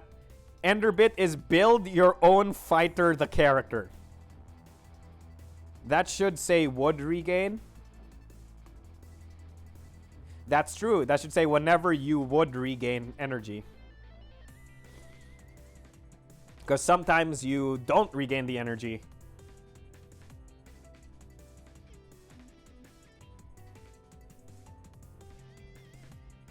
Alright. So let's talk about the modes. Lockdown. I spend 5 energy to gain stun immunity. How do I regain energy? Regain 1 energy for every point of damage I deal. Reactor mode. I can ante to spend 1 energy, but end of beat, I just regain 4 energy every time. This is the most dangerous game because if you ever end the turn with like, let's say 3 energy, you straight up just lose 2 life. So you have to spend your energy constantly with reactor mode. Oh, by the way, I really love the quotes on these. Consistency is my middle name. This couldn't possibly go wrong. Hey bad guys, watch this! In balance mode, you can spend 5 energy for +1 power, +1 priority, and +1 guard. And end of beat, you regain 2 energy. So, notice how this regain is just strictly worse than this regain. But this ante is better than this ante. But at the same time, this ante is clunkier than this ante. So the modes kind of have this weird, like, sometimes you want to get a mode for its regain clause, and sometimes you want to get a mode for its ante. So that's how the character kind of works. Analysis mode is a bit of an odd card.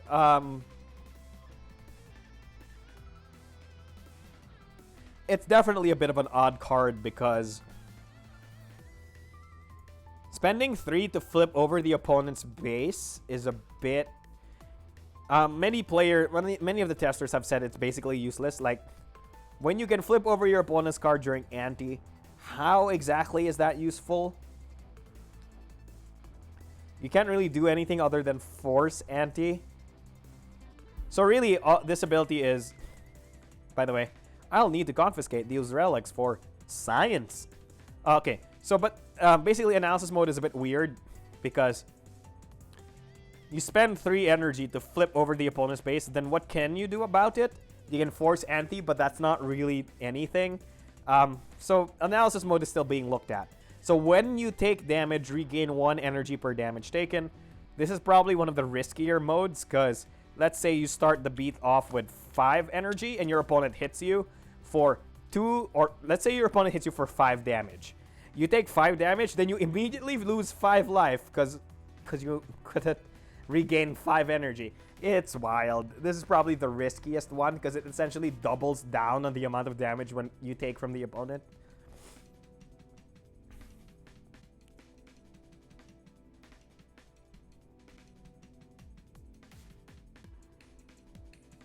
Clint Hyde is best. I love Clint Hyde.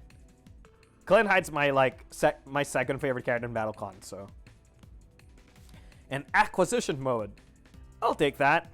Thank you. Bye. So, you may spend 4 energy to gain +2 priority, and whenever you hit the opponent, you just regain 3 energy. Those are your modes. Let's talk about the finishers then.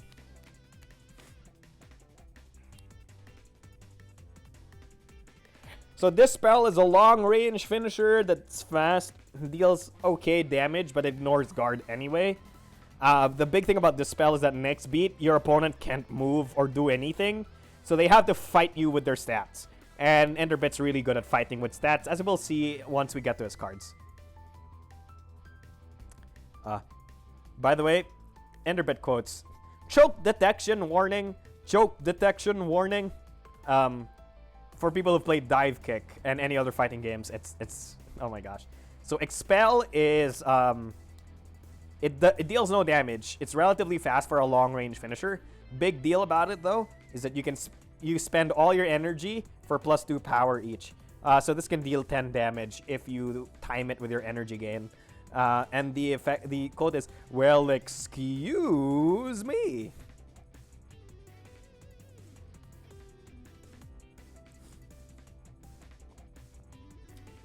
Kevin, why do you even say that they're two different characters? They're just the same character.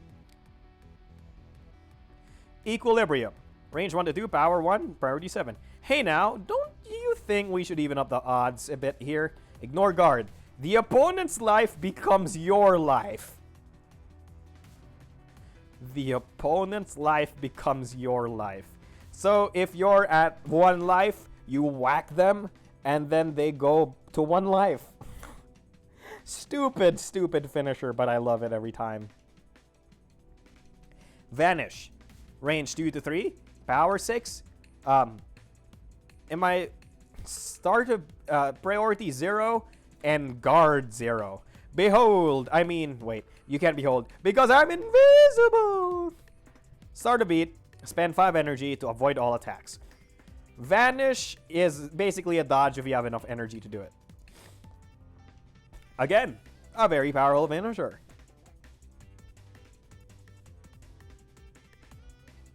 But when do I want to keep switch cap?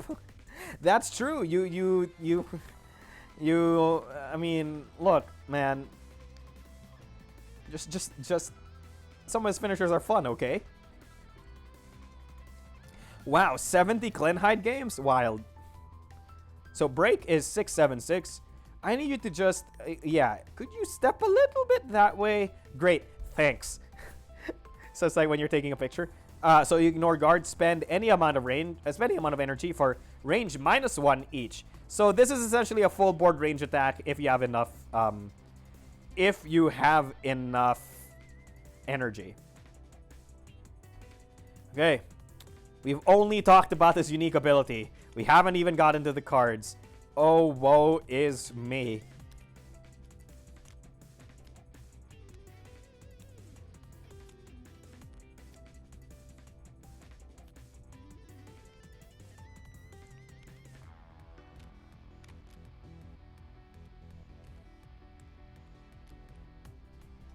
He has 1, 2, 3, 4, 5, 6, 7, 8, 9, 10.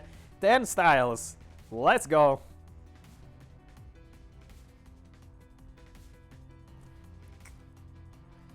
So, okay.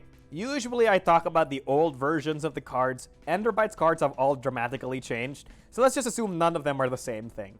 Okay?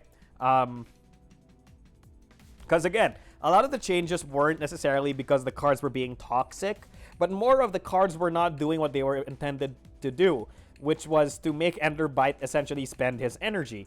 Rather, some of the old cards were just whoop-de-doo. Whoop-de-doo. Let's just never spend energy. There is literally one exception, and it's this card.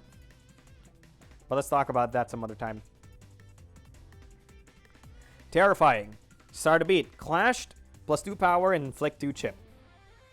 So now, when the clash just happens, you just gain power, and then you chip 2. Before optional, spend 1 energy to advance or retreat 1 space. So Terrifying is okay. It only really works if you clash the opponent, which used to work with analysis mode. Now no longer works with analysis mode. Again, not final. We might change it.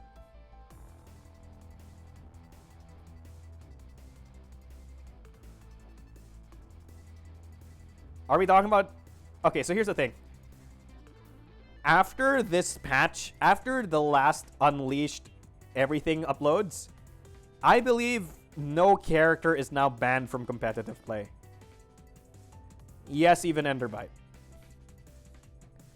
He might be soft banned in that he can't change his abilities and stuff anymore. We'll see. It depends on the organizer, but as far as I know, no character is now banned. And by the way, it's great to have a main, Brian. Having 70 clean hide games is awesome. Capturing. It has +2 power. Before, spend up to 3 energy. Before optional, spend 3 energy to pull 3. Not up to 3, pull 3. So capturing is really scary if the opponent's at the correct range and if you have enough energy. Collection. Spend 2 energy for +2 power. That's it. Simple and easy. Fortified. It has 1 armor. And then spend 4 energy for +2 armor. So that's a lot of armor. This can essentially get you to 3 armor if you have enough energy. And it's also unclashable with prio -3. It's not the most powerful style, but it's really good for defense. Forceful. Start a beat. Optional. Spend 4 energy for even more range. So Forceful turns into a full board range attack if you have enough energy. Levitation. Start a beat. Spend 3 energy to close 3. After, optional, spend 1 energy to retreat 1 or 2. So it allows you to come in and then move out. And of course we have Dispersal, which is, I think, the only way he can regain energy via styles. Is that whenever you would move, regain 1 energy instead. So you can use Dispersal on your burst, on your drives, on your dodges. I mean, I don't think you should Dispersal dodge, but whatever. To regain energy. But it's a real cost, okay? If burst can't burst, it's a bad attack. If drive can't drive, it's a quote-unquote bad attack. Dispersal essentially gives drive its effective range with a blind spot at range 1, but hey, it's fine.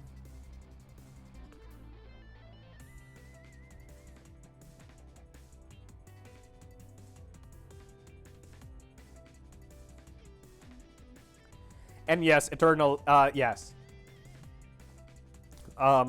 Where is it? Fortified is basically Eternal. But it can't go up to Soak 5, it can only go up to Soak 3. Of course, the benefit is that you, instead of gaining 1 time per turn, Enderbite gains like 6 energy or something. Sorry, 4 energy or something per turn, so...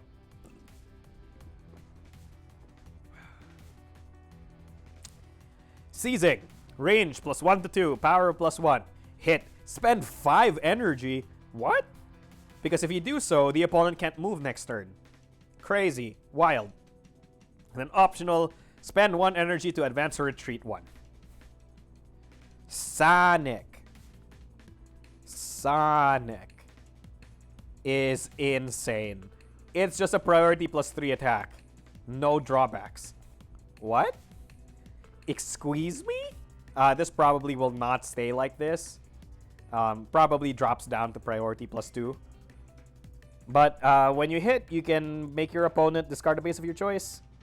Pretty good. And displacement. Priority +2. Hit. Optional. Spend 3 energy to push or pull 1 to 3. And that's the entirety of Enderbite's kit. So this means you can do something like Speeder Enderbite, right? So here's just some examples of how Enderbite works, right? So I want to make Speeder Enderbite. All right, let's do Sonic, Displacement. Let's give myself some Levitation. And then we can give myself a Collection as well as... I guess Capturing. So now we're a generally fast character with a ton of ways to hit confirm. And a payout attack in terms of Collection. Pretty good, right? But what if we change up the kit a little bit? Let's say we do this.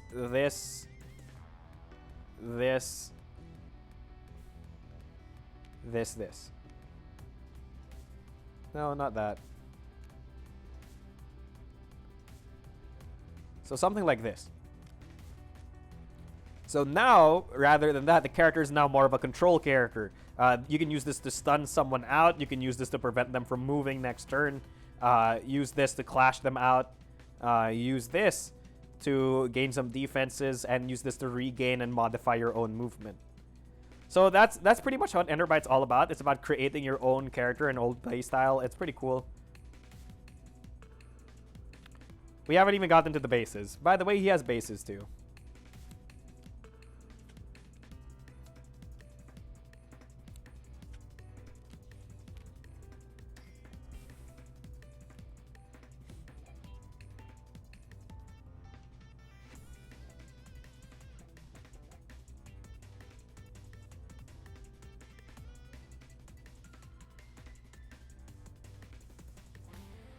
Discard a base. Can I choose the...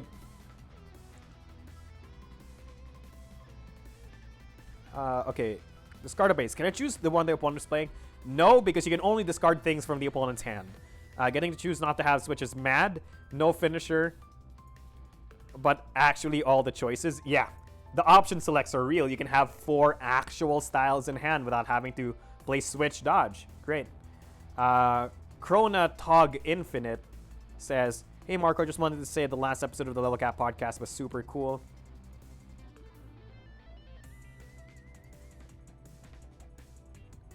Reading versus logic based plays. Yeah, that was a great episode. I believe Kevin was the one who suggested that, or Twilight was the one who suggested that. Also, I agree. Reading versus logic was a great topic and almost answered why sweep is so good. I mean, do we really have to explain why sweep is so good? Don't you just look at the card and then a little angel whispers to you, this is the best card in the game? Okay. Let's... boom. Talk about these cards. Slice. So, Slice, start immediately, retreat 1 to 2 spaces, and then before teleport to any space behind the opponent. Nothing personal, kid. Still a great card. This is basically like Burst++. Vent. Ooh. This is actually a really spicy card. Because this is a really spicy card because the power is X and X is your energy, but it doesn't ask you to deplete your energy to gain that power. So if you have an effect like, say, oh, wrong stack. Where are the styles? So if you have an effect like, say, this, Collection Vent, and you have 5 energy, Collection Vent would deal 7 damage at 5 priority at Stun Guard 6. Crazy. Also note that your end of beat effects are stacked and triggered, right? So if, for example, you are in reactor mode and you have this, you can choose to deplete all your energy, then regain the 4 energy. Or gain the 4 energy, then deplete all of your energy if for some reason you don't want to have all your energy. So the ability to order the effects makes Vent really good with reactor mode.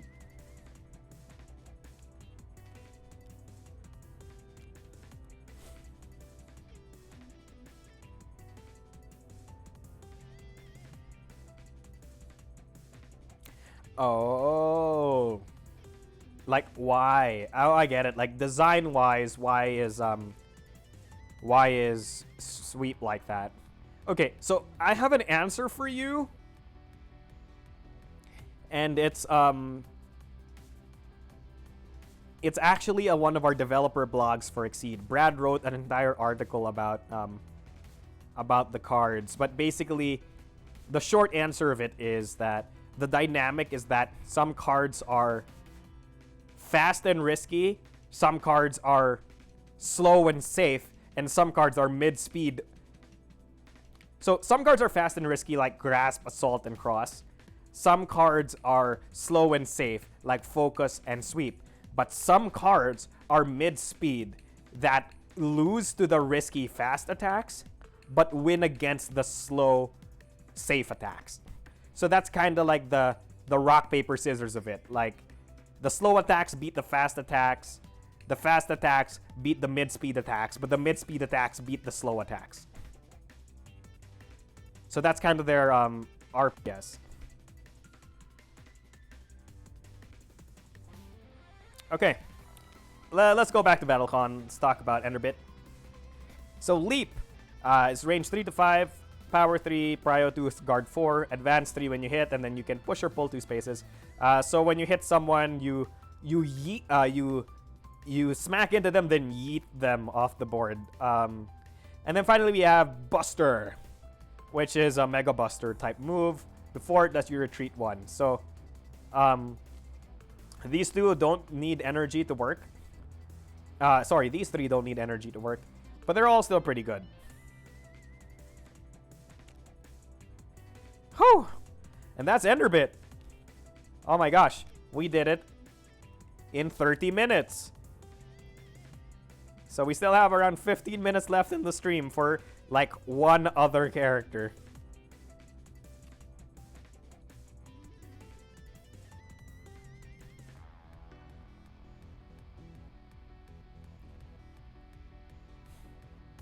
Sorry, Brian. Exceed is one of our other games that shares a combat system very similar to BattleCon.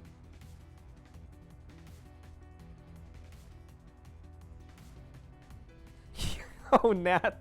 I wasn't kidding. It wasn't a joke. It was going to take 30-40 minutes to do Enderbit. The character has 10 styles. But yeah, we just finished. Oh my gosh. That's Enderbit, everyone. Alright, here's the remaining cast of characters. Let's talk about Alexian, since Kevin requested for it.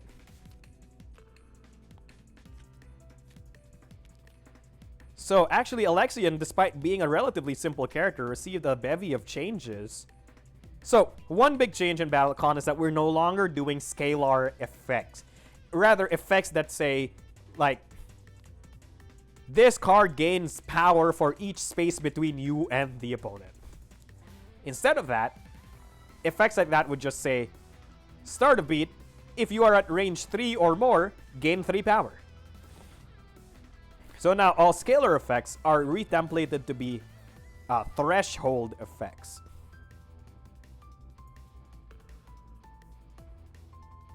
Hey, nice. Street Fighter's fun too. Alright, so Alexian. Again, he no longer gives the opponent chivalry. Instead, he has chivalry, and the opponent just has the ability to anti the chivalry. And that's why he has opponent anti.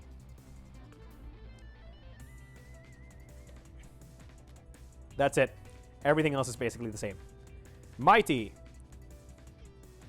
Range plus 0 to 1, power plus 1, priority plus 1, guard plus 2, armor plus 1, and then start a beat, optional, retreat 1. So note that Mighty no longer has that weird the opponent ignores their style's range modifier effect. Instead, it now has a better stat line and has start of beat, optional, retreat 1. So you can now evade things in melee. You can now pair Mighty with burst and get to range 4. All of these are really good things to do with it. I think it's a side grade more than a nerf, if anything. The better stats really sell it to me.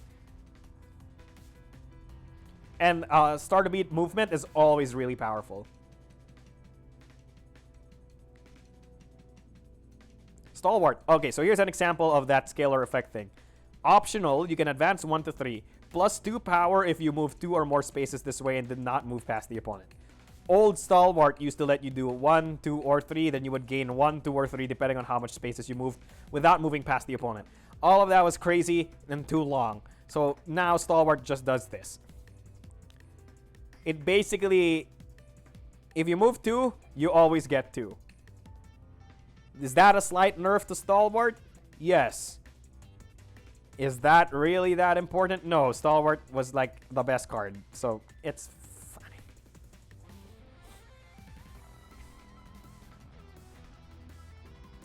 Gestalt.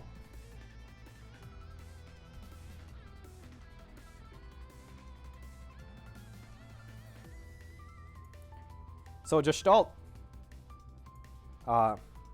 Same thing. It's the same card, right? Except it's just better templated. You cannot be pushed or pulled. You ignore armor, start to beat, advance 0 to 1. And then you deal damage, and so on and so forth. It's Gestalt. There's not much else to say. Regal.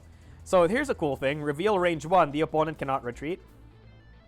Note that this used to be a passive effect that says opponents at range 1 cannot retreat. But it's now just a triggered effect, so it's just more clear that way. And then negate the power and priority bonuses from Chivalry. Same card. Steeled is probably one of the cards that I was talking about. So when you are hit, gain 1 armor for each space between you and the opponent. This one is still a scalar effect because Steeled is heavily balanced around that. But note the before effect. Rather than going advance up to 1 for each space, for each point of damage that you soak this turn, it just straight up says before close 3. Does this mean that Steeled Burst no longer works? Yes, it does mean that Steeled Burst no longer works. I'm sorry, Alexian mains. Divider. 1, 4, 2, stun immunity, armor 2. Same card. It's the same card. So Steeled might get some other buffs to compensate. Again, this is all in testing. We have to wait until we test him more. Hail the King! Armor 3. Advance 0 to 5. Power plus 1 per space moved. Powers plus 1 per damage prevented by armor. So this is a finisher, so it kind of can afford to have that scalar effect. So it's fine. Empire Divider. Range 1 to 2. Power 7. Prio 4. Armor 4. Stun immunity. Negate power. Bonuses from Chivalry. And then hit. The opponent regains all Chivalry.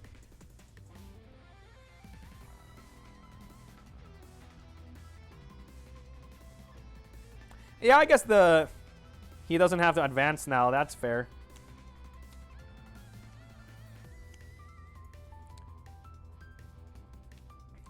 There you go. That's Alexian. Alexian's still a cool character. Probably one of my favorite characters in BattleCON as well. Definitely in my top 5. I really like characters that have broken cards but then give their opponent something to compensate. Oh, we also did Runica, so dang it. Somebody asked for Clive. I believe Clive will be the last character, then I'll do a Q&A.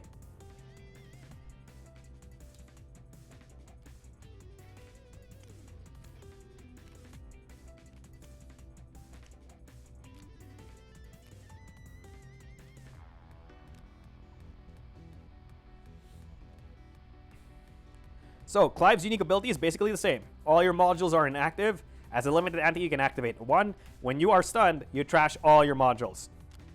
Yes, trash, not deplete. They go away forever. Megaton is the same card. Leaping is now a scalar effect. Oh, and now Leaping can't miss. So, a problem with Leaping before was that it was advance 3, gain power per space move this way, but if you overshot your opponent, you would miss. Now Leaping cannot overshoot the opponent, but the power bonus is the power bonus isn't free anymore. So you have to work to get the power bonus. Otherwise, Leaping literally just does negative 1 damage. Well, minus 1 power, so it would deal 2 damage on average. Upgradable. So Upgradable is another one of those things where we got rid of the scalar effect. So Reveal, rather than scaling, so like Prio minus 1 power plus 1 for each active module, it just goes, hey, if you have 3 or more active modules, just gain 4 power and lose 4 priority. That's it. Rocket is the same card. And Rocket is the same card. There's 2 copies of Rocket here. That's incorrect. Devastation. Clive. I believe that should be number 7. So Rocket is the same card, and in reality, Rocket is the same card. But not anymore, it's Burnout. So Burnout is range plus 1 to 2, power minus 1. When you are stunned, for each active module, you may spend 2 force instead of thrashing that module. Clive now has a way to stop himself from getting rid of his modules. By spending force.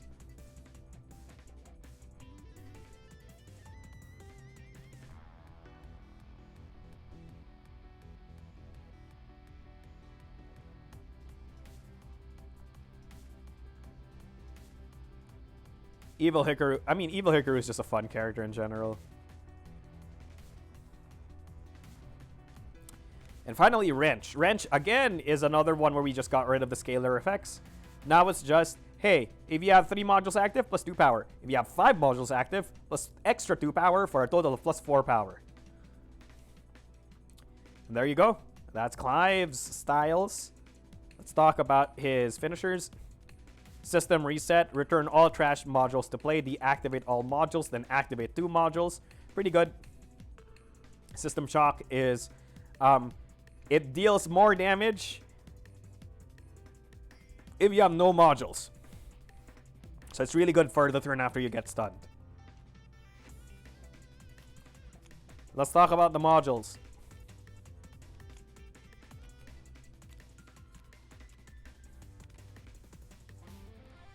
This one gives plus 1 power. This one gives plus 1... this one gives plus 1 priority. This one gives plus 1 power. This one lets you heal as an end of beat effect every turn. And then you can keep activating and deactivating it. Pretty good. It's pretty good for turns you want to dodge. So Afterburners after retreat 1, that's pretty good for positioning and getting out of your opponent's range. Before pull 1 allows you to put people into your range. Hit push 1 allows you to put people out of your range. Before advance 1 allows you to pull people into your range. So this is the suite of... If you have these 2 up, all your attacks have range plus 0 to 3, essentially. That's wild. And then if you have these 2 attacks up, all of your attacks essentially have hit, retreat 2 spaces, which again is also wild. Oh, and this one gives you 1 guard. The 1 guard is actually really relevant because a lot of your styles have guard on them. Not this one. Not this one. Not this one. Not this one. There you go. There's upgradable. Okay, I lied. Not a lot. Upgradable gets me 1 guard. So why is this 1 guard so good? Mostly because you can pair it with shot so that you can get magical stun guard 3. And note that you can always just force FG stun guard to gain magical stun guard 3 on every single possible attack you can play in your kit. So it's always good for that. And that's Clive. We were able to go through a lot of characters on this stream. But alas, the stream must come to an eventual end. It's not going to end now. I'm going to give 5 to 10 minutes for Q&A. If you have any questions that you want to ask me, whether it's about Devastation or just about level 99 games in general, if I am able to answer it, I will answer it now. Oh, yes. That is one change that we did make. Core shielding has been deleted from the game because it was broken and oppressive. It basically ignored all of your opponent's hit and damage effects, and that broke a lot of characters. Karen was an instant loss against Clive for that very reason. So we just got rid of it. Goodbye, core shielding.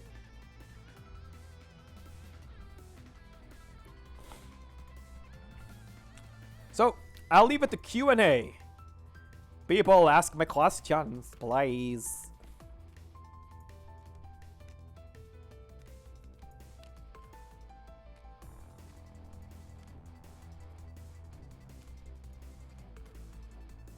Because if you're not going to ask me questions, I'm just going to leave. Dang, we didn't get enough to make a pyramid. Oh, wait. Ah, but that's too... That's not using all the cards. You have characters you just don't like, as in there's nothing wrong with them, you just don't find them fun, as in it doesn't work with your playstyle. So Michael Condon asks, do you have any characters you don't just like, as in there's nothing wrong with them, you just don't find them fun, as in it doesn't work with your playstyle?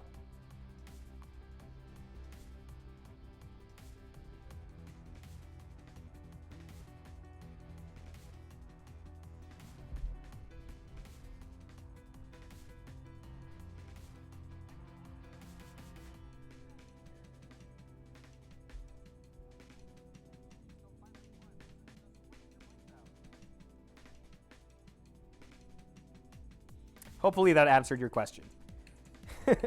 Okay, no, but in all seriousness, it's Byron. I generally don't like Byron. Not that there's anything wrong with Byron, right? But in BattleCon, I'm the type of player who loves playing magic pair attacks. Byron's attack pairs are, number 1, never magic pairs. Number 2, all of them have really odd hit confirm. And number 3, even if you hit your attack, even if you hit your attack, sometimes your attack does literally nothing because your opponent just moved up space. And then even worse than that, in my opinion, is the fact that a large majority of Byron's cards, 2 of them specifically, just lose if your opponent's faster than you. Like...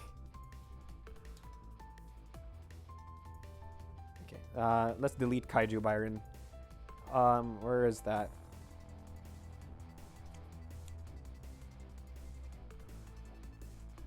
Yeah, like these 2 cards. Like if you're a... no, not that. Where's the other card? Yeah. These 2 cards, if the opponent's just faster than you, these eat dirt. They do nothing. So Byron just gets stat gated in that way, and it's really annoying. Like, it's not... These cards are not bad, right? Faceless is great. Heartless is great. But, like, personally, I just can't handle playing those cards. And then... yeah, and then Breathless is also really bad. Like, somebody just plays a shot, and then you eat it. Like, to me, the only really awesome Byron cards are Deathless and Soulless. But, like, even Deathless is iffy, because you still have to anti-FG stun guard on it every time you use it. And then Soulless is... Well, Soulless is Soulless. It's godlike. But, yeah, I just don't like Byron's kit that much.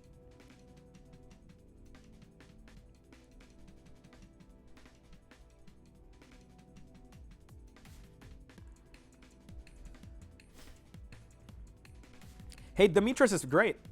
My friend plays Demetrius, so that's cool. BattleCON is meant to be played during the reveal phase. That's called Exceed. Have there ever been any characters had so many concepts early in development that some had to be dropped or used for a different character? This has happened in Exceed. I don't think it's happened in BattleCON. I don't think it's happened in BattleCON. It's happened in Exceed for sure.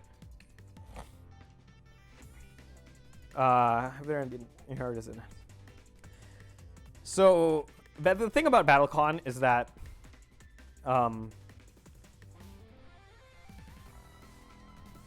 do I put this? The thing about BattleCon is that when you design a character, the characters often, like, the characters are made by us, right? So we just basically get to dictate everything about what that character does. And if a kit just doesn't fit with the character's theme, it just gets put onto a different character's kit instead. There hasn't really been instances of this happening as far as I know in terms of playtesting. But definitely, it's not really that much of a problem. Because we go like, okay, so there's this character. His name is Milland Rex Meki. He's a smart scientist dude. This character could have easily been a poison character like Kaja, right? Where he inflicts vapors on you and you lose life every turn. But no, we decided to make him Trap Boy. Trap Card Boy. And that's just it. Now he's the Trap Guy. And that's pretty much it.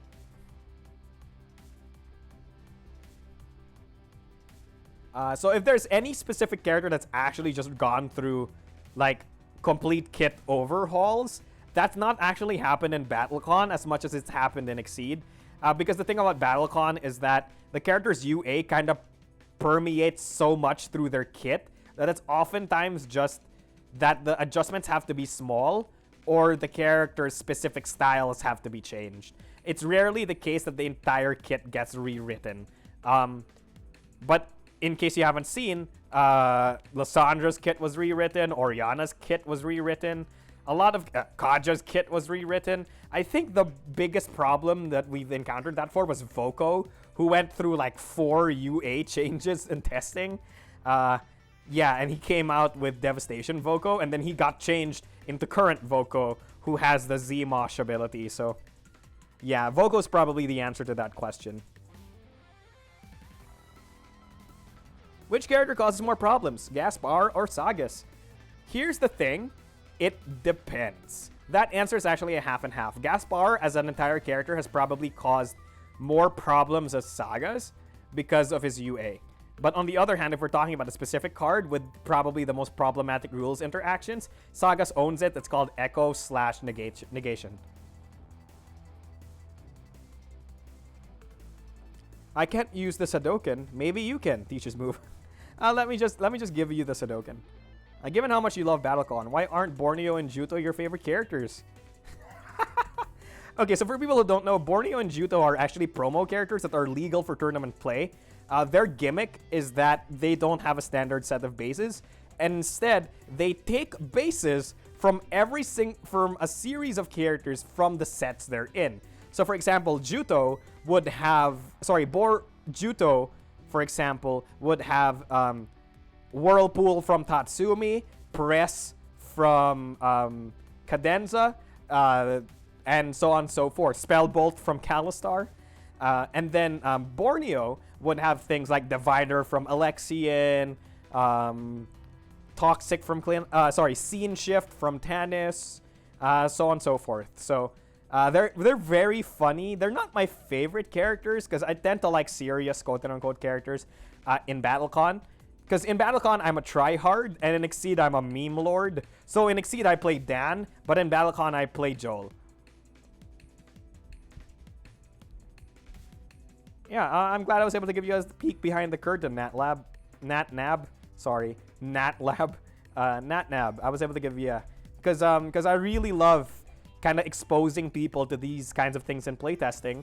Hopefully, it interests you to playtest for yourself, because you are free to join the playtesting group and see all of our games. And if, let's just say, people who are excited about 7 Cross should probably get into playtesting. Voco sold out when he went mainstream. It's a real shame. Voco wears Kamina shades. He's always been mainstream. What are you talking about? Any other questions? I'll give you like maybe 2 more minutes until maybe 10:40 for more questions. So that's around 5 minutes from now. So I can answer more questions. If it's about development or design changes or, I don't know, what I have for breakfast, I guess you can ask.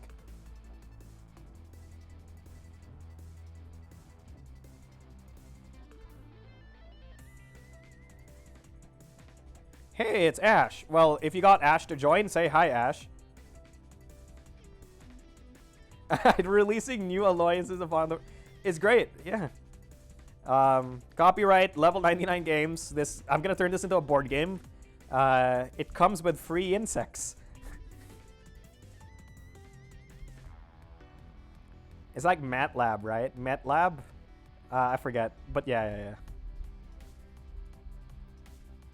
So any more questions, everyone, about development, about, about the characters? Who are you excited about?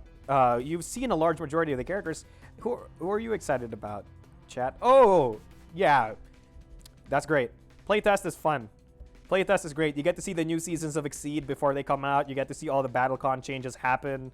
And you get to participate in the dev talks where there's because in our playtesting weeks, Brad and the developers do like a 1-hour dev talk where we can just like talk about the dev changes and dev intent and changes. It's fun.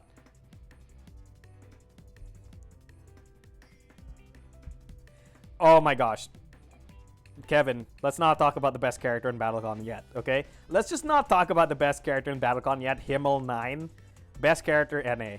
What changes are happening with the force system this go around? Or is the anti-token system there? So, the force system did not change, but did change. So, in terms of like the surface level, it actually didn't really change that much.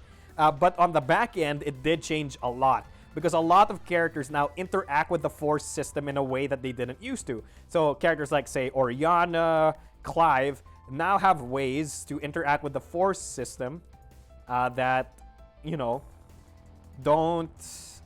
they have ways to interact with the force system that were not available before. So the force system has become more integrated into character kits.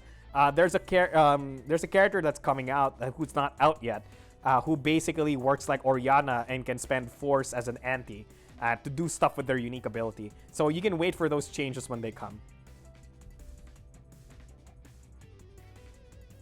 Yeah, Himmel 9, best character.